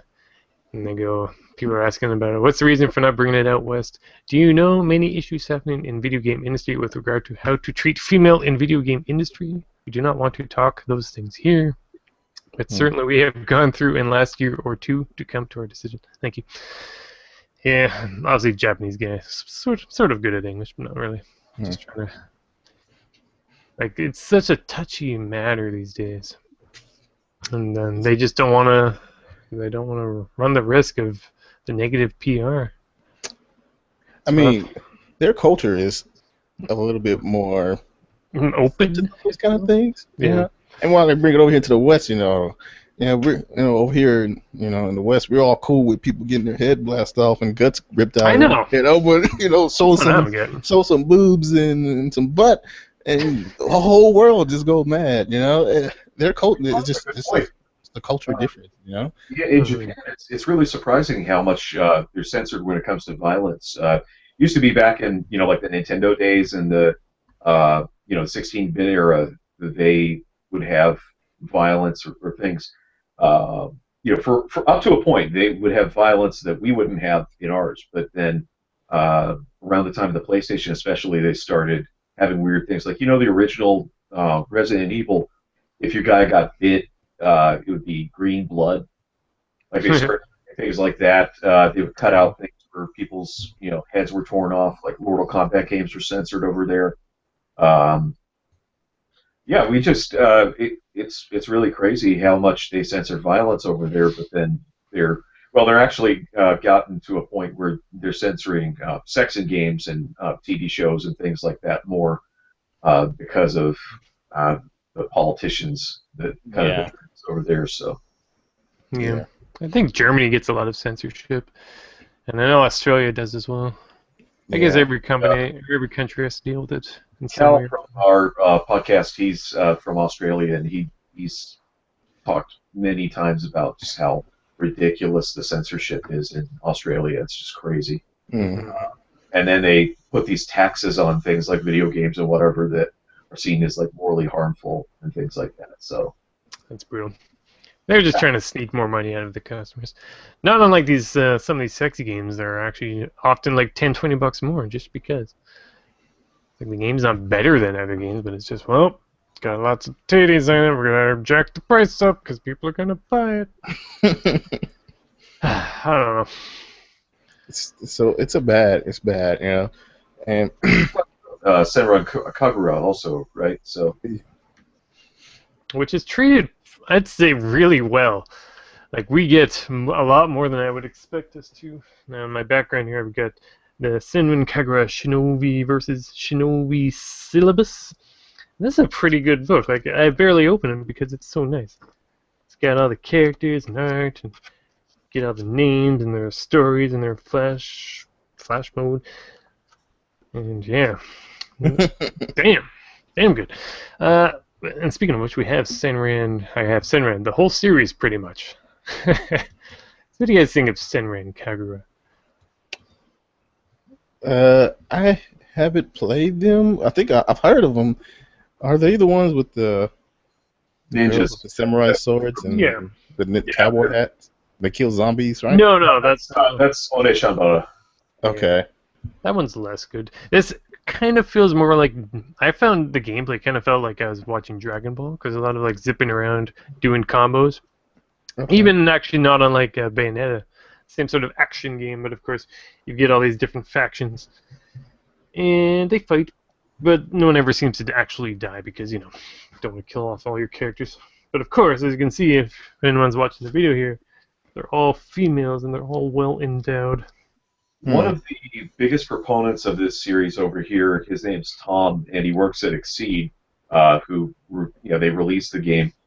He's on the HG 101 forums, and he's been in a lot of discussions, and he's very passionate about having boobs in games. Not, he doesn't like censorship, but sometimes he takes, he'll pick the wrong hill to die on in a discussion. But Yeah. what do you think, Christina? What do you think about? He's a good guy, and he's definitely. Yeah, he actually really pushed for them bringing over Falcom games, and so like the Ease games and things like that. A lot of that was thanks to his doing legwork for them. So because he had a relationship with them before he went to work at Exceed, and that was one of the reasons why they were able to kind of broker deals on things like the Ease games and the Trails in the Sky and all that. So I do think it's maybe a little unfortunate how Exceed seems to be moving in a direction of mostly fan servicey games. Like I'd like to see more diversity from what they bring out that they used to have but haven't recently. yeah. Axis, I'm actually kind of liking some of the stuff that Axis has been releasing. I haven't played too far into it, but there's one. It's what was it? Tokyo Twilight Ghostbusters. It's like a RPG visual novel, but it's actually pretty interesting. Yo, I got that right here. $25. Yeah, that's Impulse purchase. Tokyo Twilight Ghost Hunters. PS3 version. But I haven't played Trails of Cold Steel yet, but that's supposed to be good. That's on the Vita and stuff. Well, I think Well, that's an Exceed one right there. Yeah. PDF Earth Defense Force. That's Well, they're bringing those. That's actually another game I've been playing a lot of. 4.1. It's just it's such a mindless and throwaway game, but at the same time it's really fun and it's super fun to play with other people. But I kind of wish they would have more diversity, kind of like Christina was saying right there. I wish that they would, because I think they are starting to kind of almost get pigeonholed in a ass and titties game, because they had what else was it? Well, it's a wallpaper basically just for a type of game. It's just the direction they chose. It could have just been What's the one with the vampires you have to tear their clothes off? I'm forgetting right now. Akiba's Trip? Yeah, Akiba's Trip. Yeah. I want to play that one, but I actually heard it's okay. It's just, but he was defending that as it's a satire of modern society. And it's like, no, you're tearing off their clothes. But yeah, it's kind of interesting because I remember Tom was saying how they contacted the Japanese developer, and originally the game only had fan servicey images of the female characters that you would beat, but Exceed then contacted them and said, hey, can you add in similar sort of fan servicey pictures for the male characters that you beat, because they wanted to achieve some sort of balance. I forgot about that. Yeah, he was talking about that. That's kind of that's the direction we need to go in for these, because if you're going to have ass, you should have man ass too. And man. You gonna show some lady boobs? Gotta show the man boobs too. The boobs in there. Well, let's be real. You got your Gears of War style guys. Those are super buff dudes, but do guys ever complain? These men are too muscular and too athletic, and I feel I'm being discriminated against because of these. They kind of look like there's a style. It's do you know the term bara? It's the more.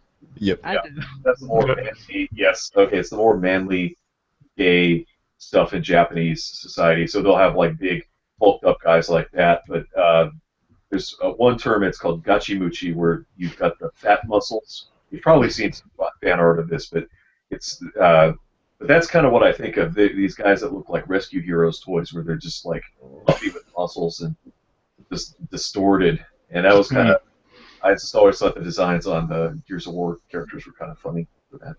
Yeah. I don't know. I'm sure there's a market for that. I'm sure there's people that are just really into it. It's like, yeah, I want to see some pictures of Dom with his shirt off and crying about his wife. Yeah. It was on video. How much skin do women really want to see, though? I mean, Yeah. they're so much smoother than we are. You don't really want to see guys. Most parts of It's guys. probably I think. with guys. I mean, everybody's got different preferences on things. So. Yeah. Yeah. There's always that mount your friends game, I guess, right? I don't know. Once again, we're only on one side, trying to discuss the other side. Alright, well, I've also got a waifu war in here. I was actually talking about Darren once again from Gaming Pilgrimage, and I said it'd be fun to do like a waifu war podcast series where everyone just picks your favorite waifu, which is, of course, Japanese talk for wife as in your favorite female character out of a show or an anime or a game or whatever. What were you going to say, Joe? Oh, I'm saying husbando also. Husbando. That's not going to discriminate. Yeah, that'd be fun if we each picked our top 3 Sanran waifus. I still haven't cut it down from 10. Damn. That's okay. 10? Wow. Well, the thing is, like, when you pick them out, like, you're picking them by, like, looks, but also personality and weapon choice, and you get to know these people, like I mentioned, also comes to mind, like, Naruto. Like, there are still characters. You can look at it from afar and think, oh, yeah, big booby chicks, whatever it is, this is disrespectful, but, I mean, they're all characters. They all have backstories. Yeah. It's there. I guess it depends. Like, I think, in general, the waifu thing is kind of a, it is, you buy their it's just fun to say. Shit like that, but at the same time, yeah, I don't know, but I think that it's just as easy to have a character that you just identify with or you think is a cool design, like that. So someone hit me with some Sanran waifus. I don't have any out of that, but out of more recent games, I really like the autistic girl out of Otomedius, Titanium. I just thought she was funny. No, I like that game, Otomedius. It was an alright shooter, but like. Why is that only on Xbox 360? I'm so angry about that. It makes no sense. A lot of really good shooters. They had the best one was Trouble Witches Neo, which was another like anime girls game. But it was that was awesome because they had just the worst dub ever, and it made it just adorable because it was non-native English speakers trying to dub something into English, and it was just really, like, if you have some time, look it up on YouTube. They've got some videos of it, but it's just, it's kind of pitiful how bad it is, but it's also it's very endearing. I don't know. But I guess on that topic, one of my waifus is Kasumi Toto from the King of Fighters games, because I always good choice. I thought she was adorable. Well, she's a good character, but I just thought that was adorable in Art of Fighting 3, where she like pulls out an English dictionary and speaks in broken English to insult the person that lost. So I thought that was. That's cool. Yeah, she's the Aikido girl. Yes. Replacing Toto once he just disappears. Yeah, King of Fighters, man. You got plenty to pick from there. Plenty of waifus there, yeah. Of course, Angel comes to mind, who's actually coming back in that King of Fighters. She has the rock bottom as one of her attacks. That's pretty cool. Like literally, it's like zip, zip, elbow drop. Awesome. Of course, Mai is arguably the poster girl for SNK. Really, she's one of the original, like, I'm Japanese with big boobs, check me out kind of characters. Well, technically, the SNK representative would be Athena, because she was. Yeah, I guess. She was never that big until King of Fighters, though, I would say. She has, like I said, she was there a lot longer, but I don't know. They were really into the original game. Psycho Soldier wasn't as popular, obviously, but the one where she was running around in a bikini. Now, that was kind of messed up if you think about it. 'Cause, yeah, there's a lot of that back then. Gotta love that fan service. Well, those type of games. One of my, on the list would be Yuko from the Valis games. I really liked the Valis games. And it was kind of cool because at the time there really weren't, especially here in America, there weren't a lot of games where there was a female protagonist. She was shown as being competent and as strong as the guys, and was not having to be rescued or anything. That kind of went away when when they sold the license to the series to a Yukige or foreign game maker, and they made the Valis Cross series, which they're kind of infamous on the internet as being really. I think it was a Durbu. I think on HG 101 called it Valis Gross because and even I will say that because it goes into some really weird fetishes like. It goes off the deep end there. Like, whoop. Yeah, like giving birth to yourself, giving birth to ants, things like What? that. So, Insect birth. Insect. yes. So yeah, it was sort of like there was a beloved star that suddenly ended their career by having to go into porn or something like that. That's basically what happened to the Valis series. It's that's sad. So. Weird. Wow. Never really got into that series. It always just seemed like a very standard side scrolling. Yeah, they're pretty stiff. The third game's really good though, and they've all got really awesome music. The third one just has a totally classic soundtrack. There's stuff by Motoi Sakuraba, and a lot of those games, a lot of the people that worked on those games, and another one was El Viento and stuff like that. People at Wolf Team, they went and they formed. They went and worked on Tales games and then the Tri-Ace games. So. Yeah. But do you have Senran waifus? We're looking for Senran. Senran waifus. Okay. If I gotta pick a ninja waifu, I would say Ninja Princess from Sega's Ninja. Just Ninja? Yeah. That's what it's called? Or are you talking about the PS1 Ninja game, right? No, it was the old arcade game. There was Ninja Princess. Yep. Okay, so anyway, I've expended my three. Or alternately, there's Jean from Lunar 2. She was a really cool character. Interesting. At first, you think, I mean, it was I don't know, I can't really explain it. But it was an interesting story twist because she totally changes to a different, well, not really gameplay style, but she turned into a different character class and things like that. But it was neat. You didn't know she was a ninja until later in the game, and she was a real cool character. So. All right. That's good stuff. Rebel, how about it? Got some waifus for us? All right. Number 3, waifu. Yep. I actually couldn't decide because like the top 2, they're just like they just make me not think about the others. Yeah, there you go. But number 3, I actually put down Cassandra from Dragon Age Inquisition. I actually was digging Cassandra. I thought she had like that tough outer exterior ready to go kick butt. But like when you got to know her, you found out that she was actually a pretty sweet girl, and she want to wear dresses and be like I don't know, like because she comes from royalty, so she wants to be more like what she was coming from royalty. But she definitely could handle herself in battle. She was my main tank actually when I was playing through. And coming in number 2 is my bae, Bayonetta. Just can't get enough of just can't get enough of Bayonetta. I just like her confidence though. Really, like she looks good, but I just like her confidence. She knows she got it. She strutted and accomplished everything that she goes through. I can't get enough really. I love the game too. The game happened to be really good too. There you go. And actually coming in my number 1, I think this is like a waifu for a lot of gamers. Alex from Half-Life 2. Oh, really? Yeah. I'm surprised. She beat out Bayonetta, see, but I like her because she seems like someone you would probably actually meet. Yeah, she seemed You know? really down to earth.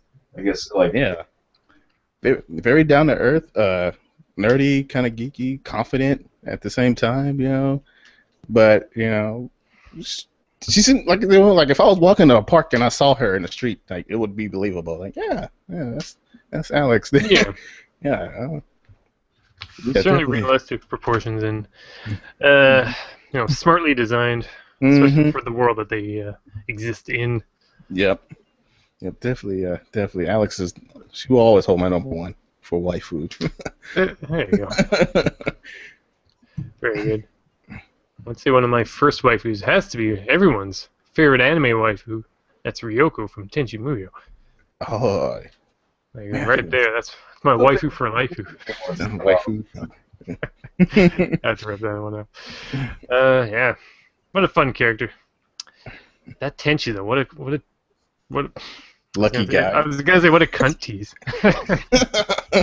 Like he's like literally the only man in their world, it seems, for them. They all love that Tenchi, but he's just he always sees it as more family, more of a family situation. Mm-hmm. Poor Ryoko, especially in that original OAV series where she was supposedly like stuck. She was like sealed in that cave, but she was like able to ghost her way around, but no one knew she was there. Can we just take for a second this concept that you were stuck in a cave for 5,000 years? I'd say for being stuck in a cave for 5,000 years, she came out pretty okay. 5,000 years? I mean, come on. Then watch, she's like 20,000 or something. These numbers are crazy. I don't know. She was doing P90X down there, man. Like, what do you do for that much time? It's crazy. Well, I was looking for Senran specifically. Everyone jumped at all sorts of numbers. Do you guys, are you familiar enough with these characters specifically? The Senran Kingura. no. I played them. Mm-hmm. Okay. I get them mixed up because they're all Japanese names. I picked top 3 of these. So we got number 3 here was Haruka. I don't know if you can see that girl on the right. Ooh, that design. Like that's basically a swimsuit right there. Big lab coat. She's like a scientist girl. Interesting character. She's kind of like literal waifu. She kind of has like a motherly feel to her. Interesting character. Kind of plays around with the other girls. You know what I'm saying? Fun design. Interesting. I wanted to know more about her in her. Now I beat on the Vita one I have. I beat the new girls storyline, the Heavy Joes. They're the bad ones, so of course you got to play them first, see exactly what they're all about. They kind of kill everyone. Spoiler. But I don't know. No one ever dies in these things. But I can't play as the school that one belongs to. I can't play that one yet. I think you have to unlock it by beating all the other campaigns, and then I lost interest. But I watched the anime, and I thought she was a really fun character. Next, number 2 would be Yomi here on the right once again. What I like about this character is that she's always talking about saving money, which appeals to me because I'm always trying to save money. It doesn't always work out, but I feel a connection to this character. She's always talking about she wants to grow her own foods because she doesn't want to pay the high grocery bills these days. I'm like, yeah, I know what you mean. And apparently her design is actually based on Guts from Berserk, which is kind of funny because she's like a blonde, big boobied girl, but she's got the giant sword and all that. So if Guts was a blonde booby, that's how he would look like. Goddamn. The number 1 character is actually not in here that often, surprisingly. Ugh. She's one of the new ones. And I am disappointed in this book for not having more pictures of her, to be honest. You let me waifu down. Trying to find a picture. We're live. Oh, that's not a good picture. Well, anyways, this one right here.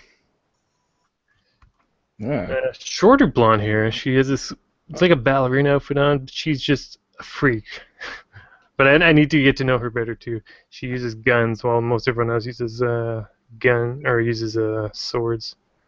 Yeah, got monochromatic eyes. She's got this thing where she pretends she's like a dog, and it's really weird. But yeah, what can you say? That's my wacky waifu right there. Yeah, try and get this back on the rails here. It's just fun to see how like once again, like a lot of these games that people are complaining about, they'll think, oh, just whatever, just looking at it face value. But if you look in there, there's like you get to know each character, and there's backstories and all this stuff. And it's just a shame that we live in this world where it's so easy to just make a quick tweet and just boom, and then you start the flame war up, and people don't actually take the time to really get to know exactly what they're talking about in the first place. I don't know. Maybe it's just the world we live in. What with things like tweeting, where you can just whatever came to mind at that second, you just bloop, and off now it's in the internet, and then people just run with it, and it gets out of control. I don't know. I think it's just people getting used to this new world we live in with smartphones and everyone being connected and all this stuff. All right. Well, I think we got a fair bit of talking in Smut and Gaming. We mentioned some DOAX volleyball. I mean, that's fish in a barrel right there. That's one of the epitomes. That's low-hanging fruit there. So yeah. At least DOA, they're like, yeah, we know what this game is about. And like, come on, we don't have to, dance around the bush here. All right, we know what this game is about. I don't like the actual fighting games enough, though. I find all you need to do is just pick the fastest character and just tap, tap, tap, tap, tap, tap, and just like I find the blocking and the countering really hard to find the timing for. So I've never really clicked with the Dead or Alive series, so I can't really justify it as much. But that's just me personally because I don't like the gameplay. But I mean, as far as like attractive men and women that you play as, I mean, you got plenty to pick from. Yeah. And before we leave the waifu lists, Christina, did you have a husbando list for us? Well, I don't think I have a top 3, but the characters that I've been really obsessed with for a while now is the cast of an ultimate visual novel called Diabolic Lovers. It's kind of a cheesy name, but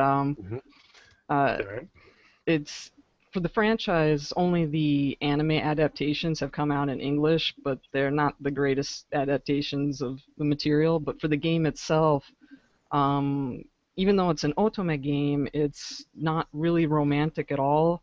The characters are vampires, but they're not like Twilight kind of mushiness. It's like they fully live up to being, monsters. They're thoroughly evil, sadistic, terrible characters, but they're really well fleshed out, and they're all sort of psychologically broken in their own way, and there's a lot to really dig into. Like, you can psychoanalyze these characters, and they're just really fascinating.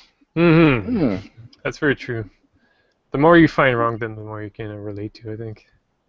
Be it always worried about money problems, or even recently the Monster Musume. I really like just this concept that they're kind of all like exchange students, even though they're like monster girls. But just this notion that they all have these little unique perks, or not perks, quirks to them that they all have to live with. Things like our body is half like snake, giant snake, so I can't live in a small Japanese house. We need to reconstruct your house so I can exist here. It's like, oh, I need to be at a certain heat level. All these weird, interesting things. Where it's like, oh, that's interesting. I never really thought of that. That's kind of the whole purpose, I think, of this Monster Musume. And Joe, sir, you're welcome to back me up here, so I don't sound too weeb. But I think that's really neat how they really look at what this character is, as far as like it starts off as being like a Final Fantasy monster sort of thing. It's like, whatever, you kill it, you got 5 experience, off you go. And then it's like, well, what exactly is this thing? Like, what, this half spider, this half fish, this half this and that. I think that's really interesting to see. It started out as a hardcore, sex doujinshi thing, and then they did this sort of softcore stuff, after, like for that series. I started watching it, and then my wife walked in, and I was like, "Oh shit!" Not something you want to walk in on. It's like, there's a scene like in the first minute where he's being choked by the snake girl because she's trying to get warmth from him, and he basically has to manipulate her tail, and it's just whoa, okay, yeah. I never thought this could arouse me, but here we are. I was like, whoa, okay, I better turn this off. And it's like, And then you get the Blu-ray disc version, and all the fog has been lifted. It's like, oh, oh. Well, it's so weird because like I was watching it on Crunchyroll. They had it wasn't censored on that, but then like the JoJo cartoon is there, and that is an extremely violent cartoon, and all of that is censored. So there's just like large parts of every episode on the JoJo series where it's just the screen is covered with black fog, and then you can maybe see like I can't show you anything. or something like that. There's and the other thing is it's so like full of crap because I guess you can't show minors smoking because the main character he looks like he's 35, but he's in the most recent series looks like he's his 30s, but he's supposed to be in high school, and there's a couple scenes where he's smoking as part of a trick or whatever, and his face is just blacked out except for the cigarette. Weird. There's a cigarette that's just but. And you bring that up, that's another trick they'll do. It's like, well, we have an obviously underaged character, but we'll just say she's really old. She's thousands of years old, because that's what her species is like. That's real popular in localizing games over here, though. They always up the ages, because they actually did that with, and I think this is a good topic. We can keep going, that's for sure. Bravely Default? Oh, yeah. Yeah, they updated costumes like 2 or 3 years. It was real weird. And then they took out the bikini thing, which that's fine, but because they're like little midget people. But yeah, Nintendo's gotten they've always been kind of censorship happy, I guess, to avoid. Any company would be. You'd think they would be the ones. Yeah, they've always been known for like the family-friendly Mario and Yoshi and all that. It's the fake family-friendly. They don't give a shit about that. It's like Disney, where they just want money, so they'll pretend to be family-friendly. But if it's convenient to them, they won't be. And good example of that was Mortal Kombat. Nobody bought Mortal Kombat on this SNES because it was censored, and it was a nerfed version of the game, and people went to Sega and they bought a shitload of Genesises, and Sega was doing great after that, for a while. And Nintendo, they turned tail on that one. They started allowing violence in games because they lost so much money, on that. So. Well, they also had that recent thing with the new Fire Emblem Fates on the way, and there was that thing where you rub faces or something, but that's cut out now. Same sort of like.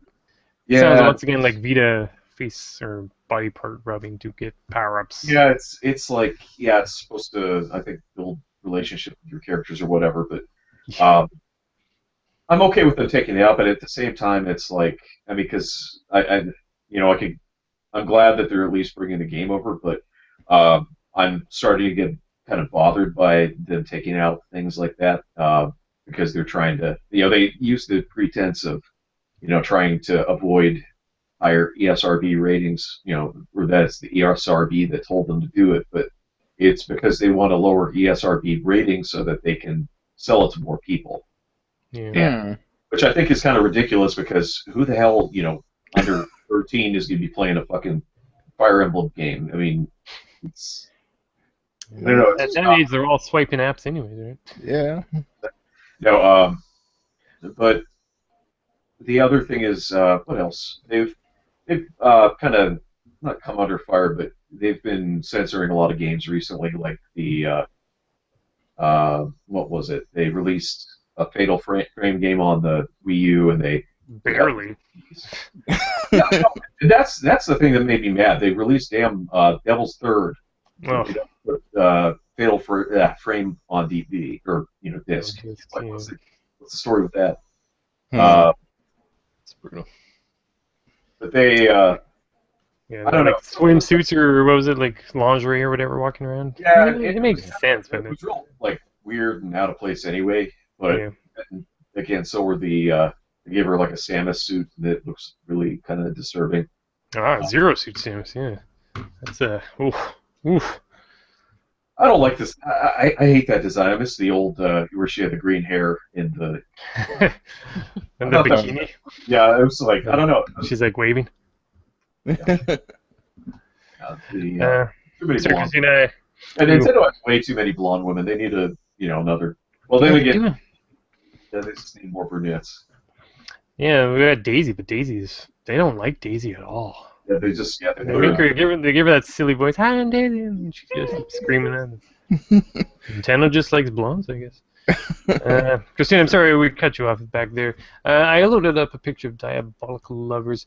Now, there's a very specific look I'm noticing to games geared towards women that show off beautiful men. Do you like that look? It's kind of like a faded color look, almost looks manga-ish. Do you find that Um, look more appealing than just say a more specific, vibrant anime kind of color? I like the watercolor kind of style. I'd like to see more diversity, not necessarily in the coloring, but like The body they types?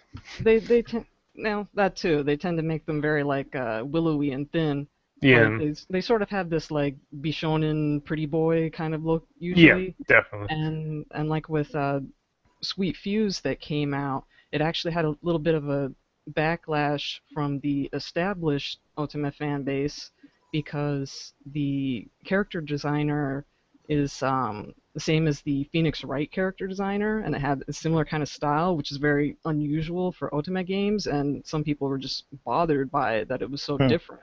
But I thought that was actually refreshing to see a Mm-hmm. different style of design. Hmm. That's another thing. I guess they're always trying to please someone. Yeah. Want to appeal to the biggest fan base, I suppose. But But speaking of, I'm going to make a comment on the chat. It's like Junior said, is Boku no Pico there? yep. That's really disturbing because that worked on that series, which is a fan service thing of a really negative and unfortunate kind. It's just Uh, a fun name.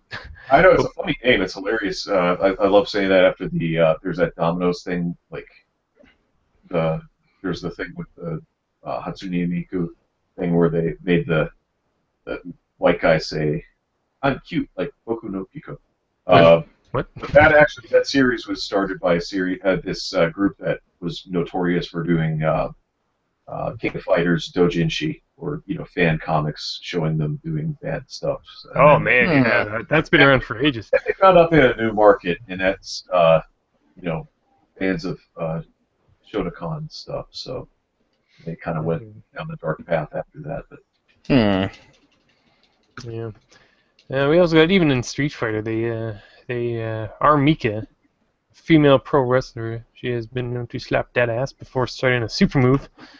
But once again, don't wanna piss people off. So we moved the camera up, and apparently they altered the move itself. So now it's much more generic looking.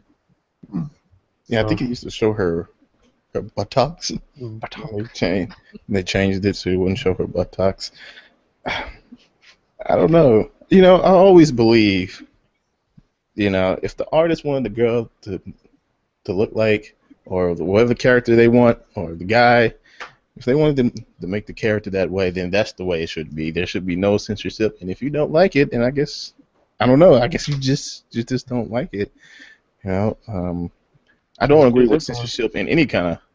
I mean, well, okay, there's some censorship that is okay, all right, but like, if you're just censoring like a move, if the move looked the same, or I mean, if it really wasn't no difference, I don't see what was the point. Like, what was the point? Like, she's gonna show her butt, and it doesn't really matter unless the camera was like zooming in on her. She was doing it, and like, oh yeah, now I understand. Maybe yeah, but like, if it wasn't doing anything like that, then there's no point of changing it. You're gonna piss out somebody. Maybe somebody think Armika is like a joke against luchadors or something. I don't know. Never please everybody. Yeah, you can't please everybody. Yeah. But I strongly believe, like, if the artist really wants their character to look snooty, then I guess that's the way he wanted. He wanted his character to look snooty. If you don't like it, you just don't like it. Yeah. You were not his target audience. Yeah. There you go. It is what it is. Alrighty. Any more husbandos for us? Christina? No, but like I said, the cast and Diabolical Lovers are the main ones that I've been like really obsessed with. Beyond that, I just sort of just go from game to game, and I don't get too latched on to the characters. Yeah. I just didn't want to. We keep interrupting one another. I just didn't want to lose you if you had any other thoughts. What about? Are you familiar with the King of Fighters characters? 'Cause, I mean, Yeah, this I'm not design a kind of huge reminds me fan of of some of fighting them, games, but yeah, like I'm familiar with Iori or the style. Kyo. They kind of have that look to them. Yeah, I've always liked K-Dash. I think he's a pretty cool, stylish character. Hmm. Yeah. I think he's coming back too in the next one. Eins Trigger. Okay, cool. Well, we've been at this for a while, so I think we're about ready to wrap this show up. So there you go. Some smut and gaming talk. I don't know. I don't know if it can really be. I don't know if we can really please everyone. Obviously, you can't. So just release what you can, and hopefully your game is good. Might have boobs in it, might not. We'll see. Alrighty. So we are generally at the end of the show, which gives us a chance to once again let everyone plug their web pages, YouTubes, Twitches, etc., and then we'll give everyone a chance to say what they're looking forward to next. Let's start with Christina.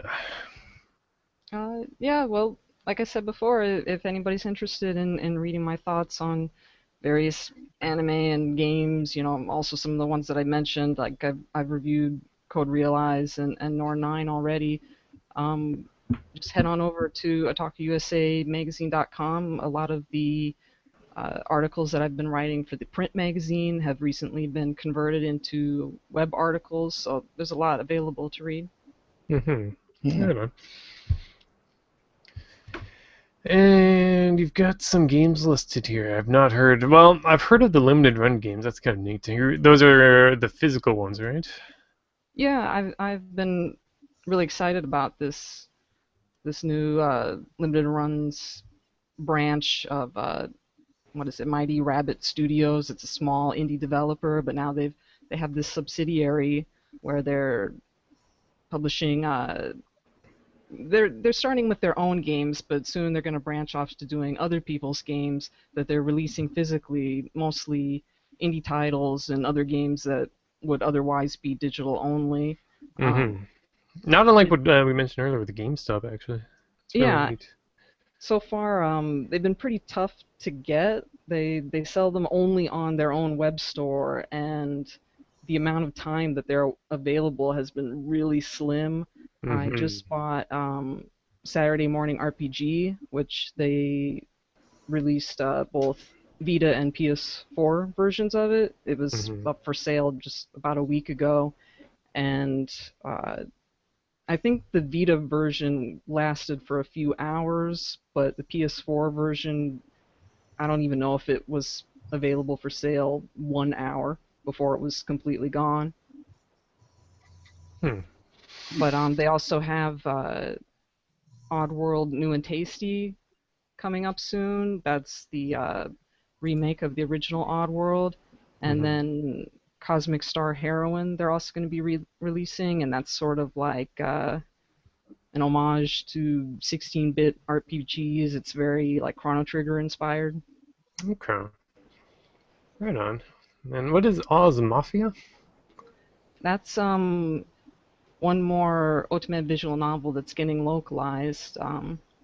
There was sort of this stretch that started with Amnesia Memories last August, and then Mm-hmm. Oz Mafia is the last of the announcements, at least until something new is announced. And that's same character designer as Diabolic Lovers, and it's being localized by Manga Gamer, and it's kind of interesting because Manga Gamer has been focused on mostly like eroge for straight male gamers, and they're like branching out now into targeting other demographics. They started with a boys love game, No Thank You, that they released about a year ago, and soon they'll have Oz Mafia, which will be their first otome game. Right on. They Yeah. had there was actually I don't know if it's still going on, but there was a survey, and I noticed there were some questions along those lines. So, but Good stuff. All right. Well, thanks for attending our episode today. It was good to have you here. And Thanks that for was having me. once right on. Once again, that was the voice of Joester. So by all means, hit us with some web pages, YouTube's, Twitches, what have you, and some things you're looking forward to. Probably, I guess, web pages. Just make sure and check out if you haven't. You like old games? There's the Game Club 1990X podcast. That's on hardcoregaming101.net. I'm on Twitter. It's at JoeStarSong, and mostly talk about old games and toys and crap. Yeah, pretty much it. But yeah, Game Club 1990X. We're looking to start a new podcast pretty soon for that, and I'm writing some articles on HardcoreGaming101.net. If you haven't been there either, go check that out. It's a good way to at least find out about some games you might want to get ROMs for, or something like that. So. Sure. Right on. You got some good games on your list too. I like that you have Ninja Senki there. I'm keen to try that too.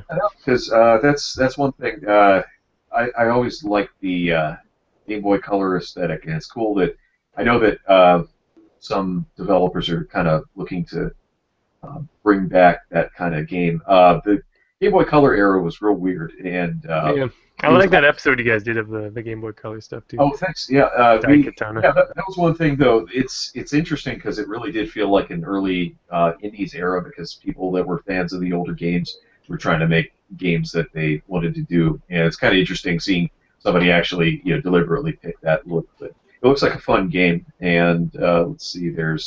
I'm hoping Isaac Afterbirth's actually going to come out on PS4 this month. It may not. They won't say when.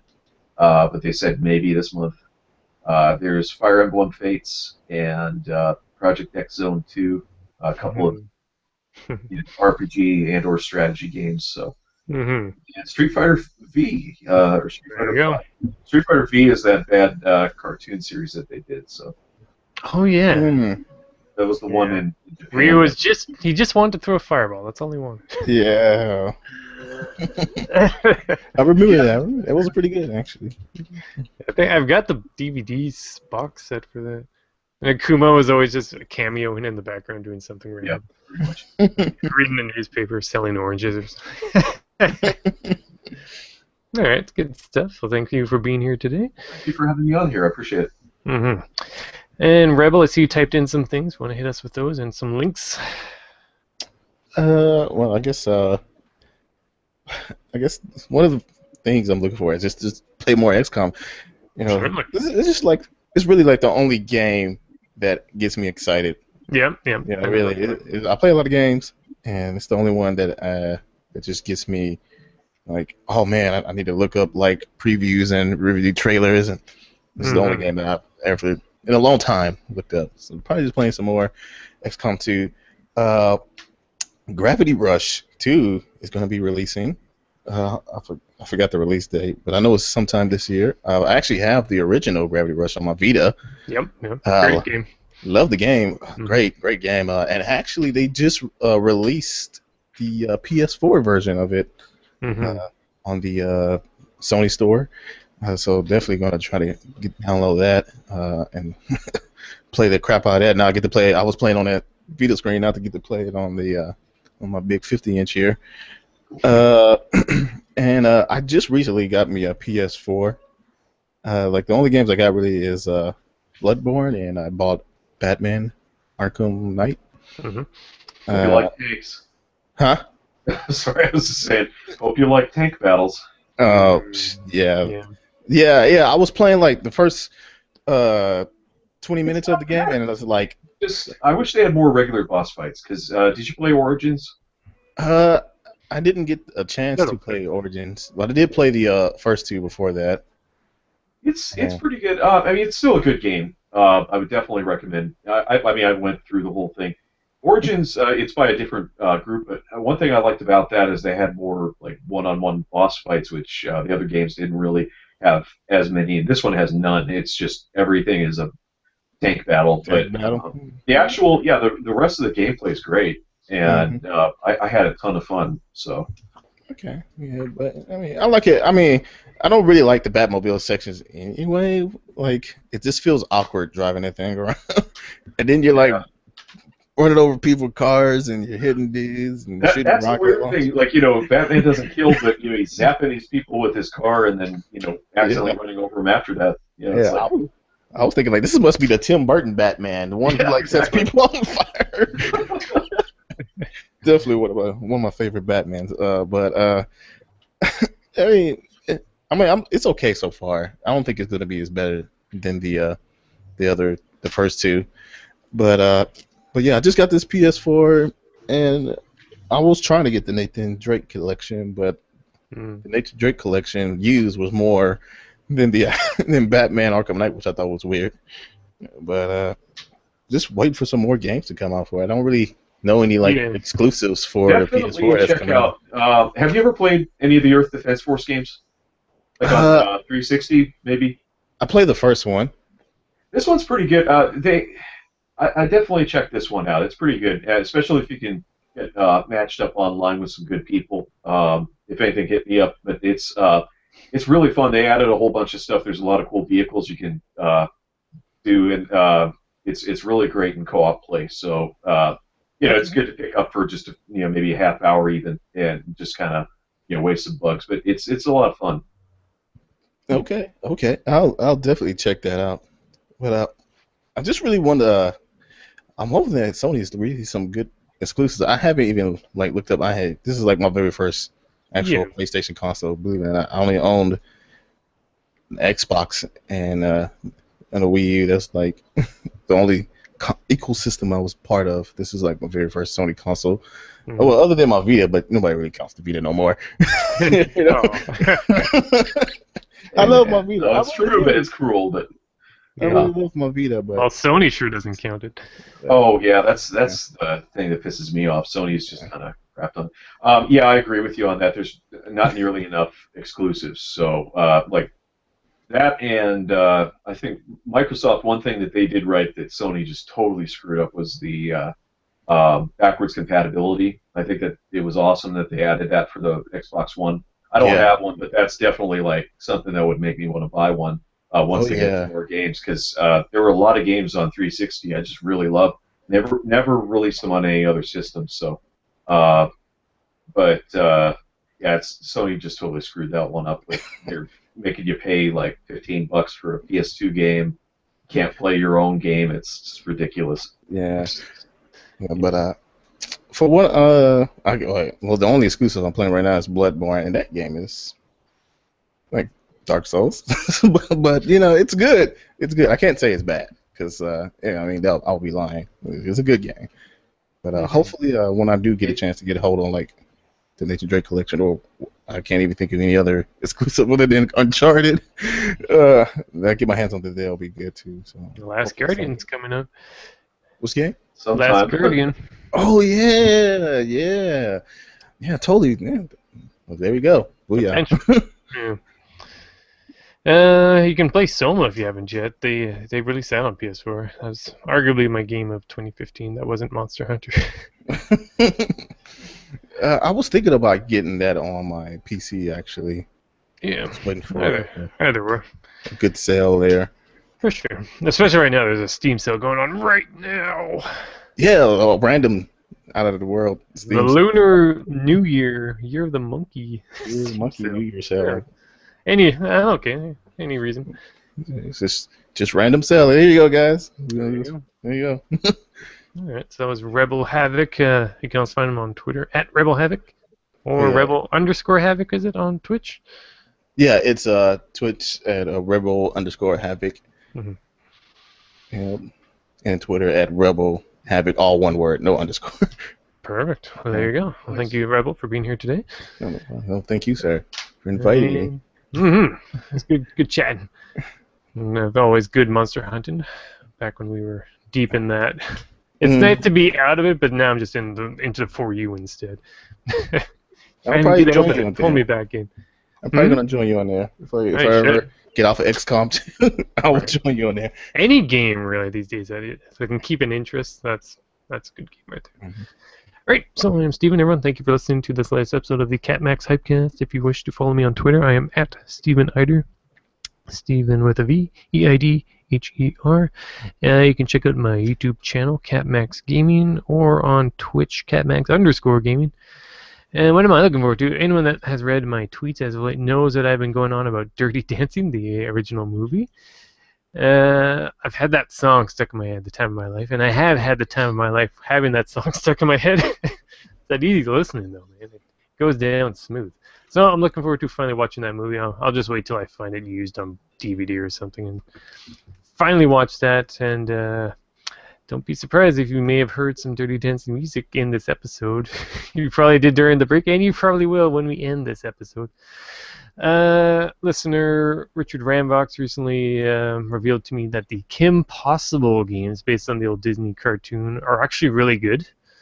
He wanted me to find the PS2 game for him, and I was actually noticing that the Game Boy Advance has 3 Kim Possible video games, and they all look really good. So I have 2 of 3 of them now, because now's a great time to buy GBA games because they're generally pretty cheap, and they're awesome because they're basically like little Super Nintendo games all over again.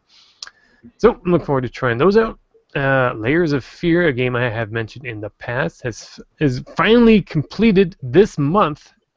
I think it's out around the 15th or so, so I'm definitely looking forward to playing the completed version of that. I'll have it on Steam. It also will be on PS4, Rebels, if you're looking for another game to play. Okay. I would recommend Layers of Fear as well as Soma.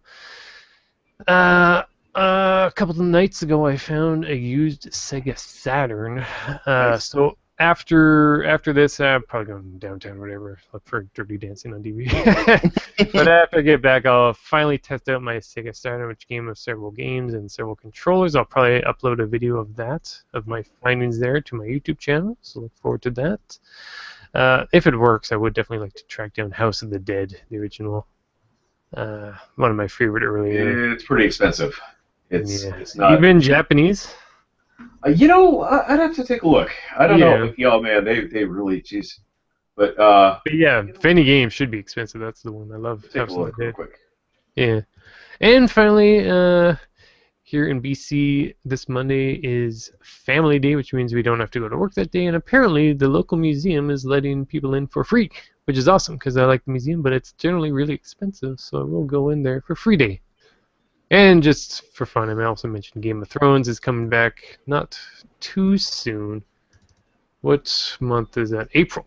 So we've got a bit of wait for that, but still I'm looking forward to Game of Thrones eventually coming back.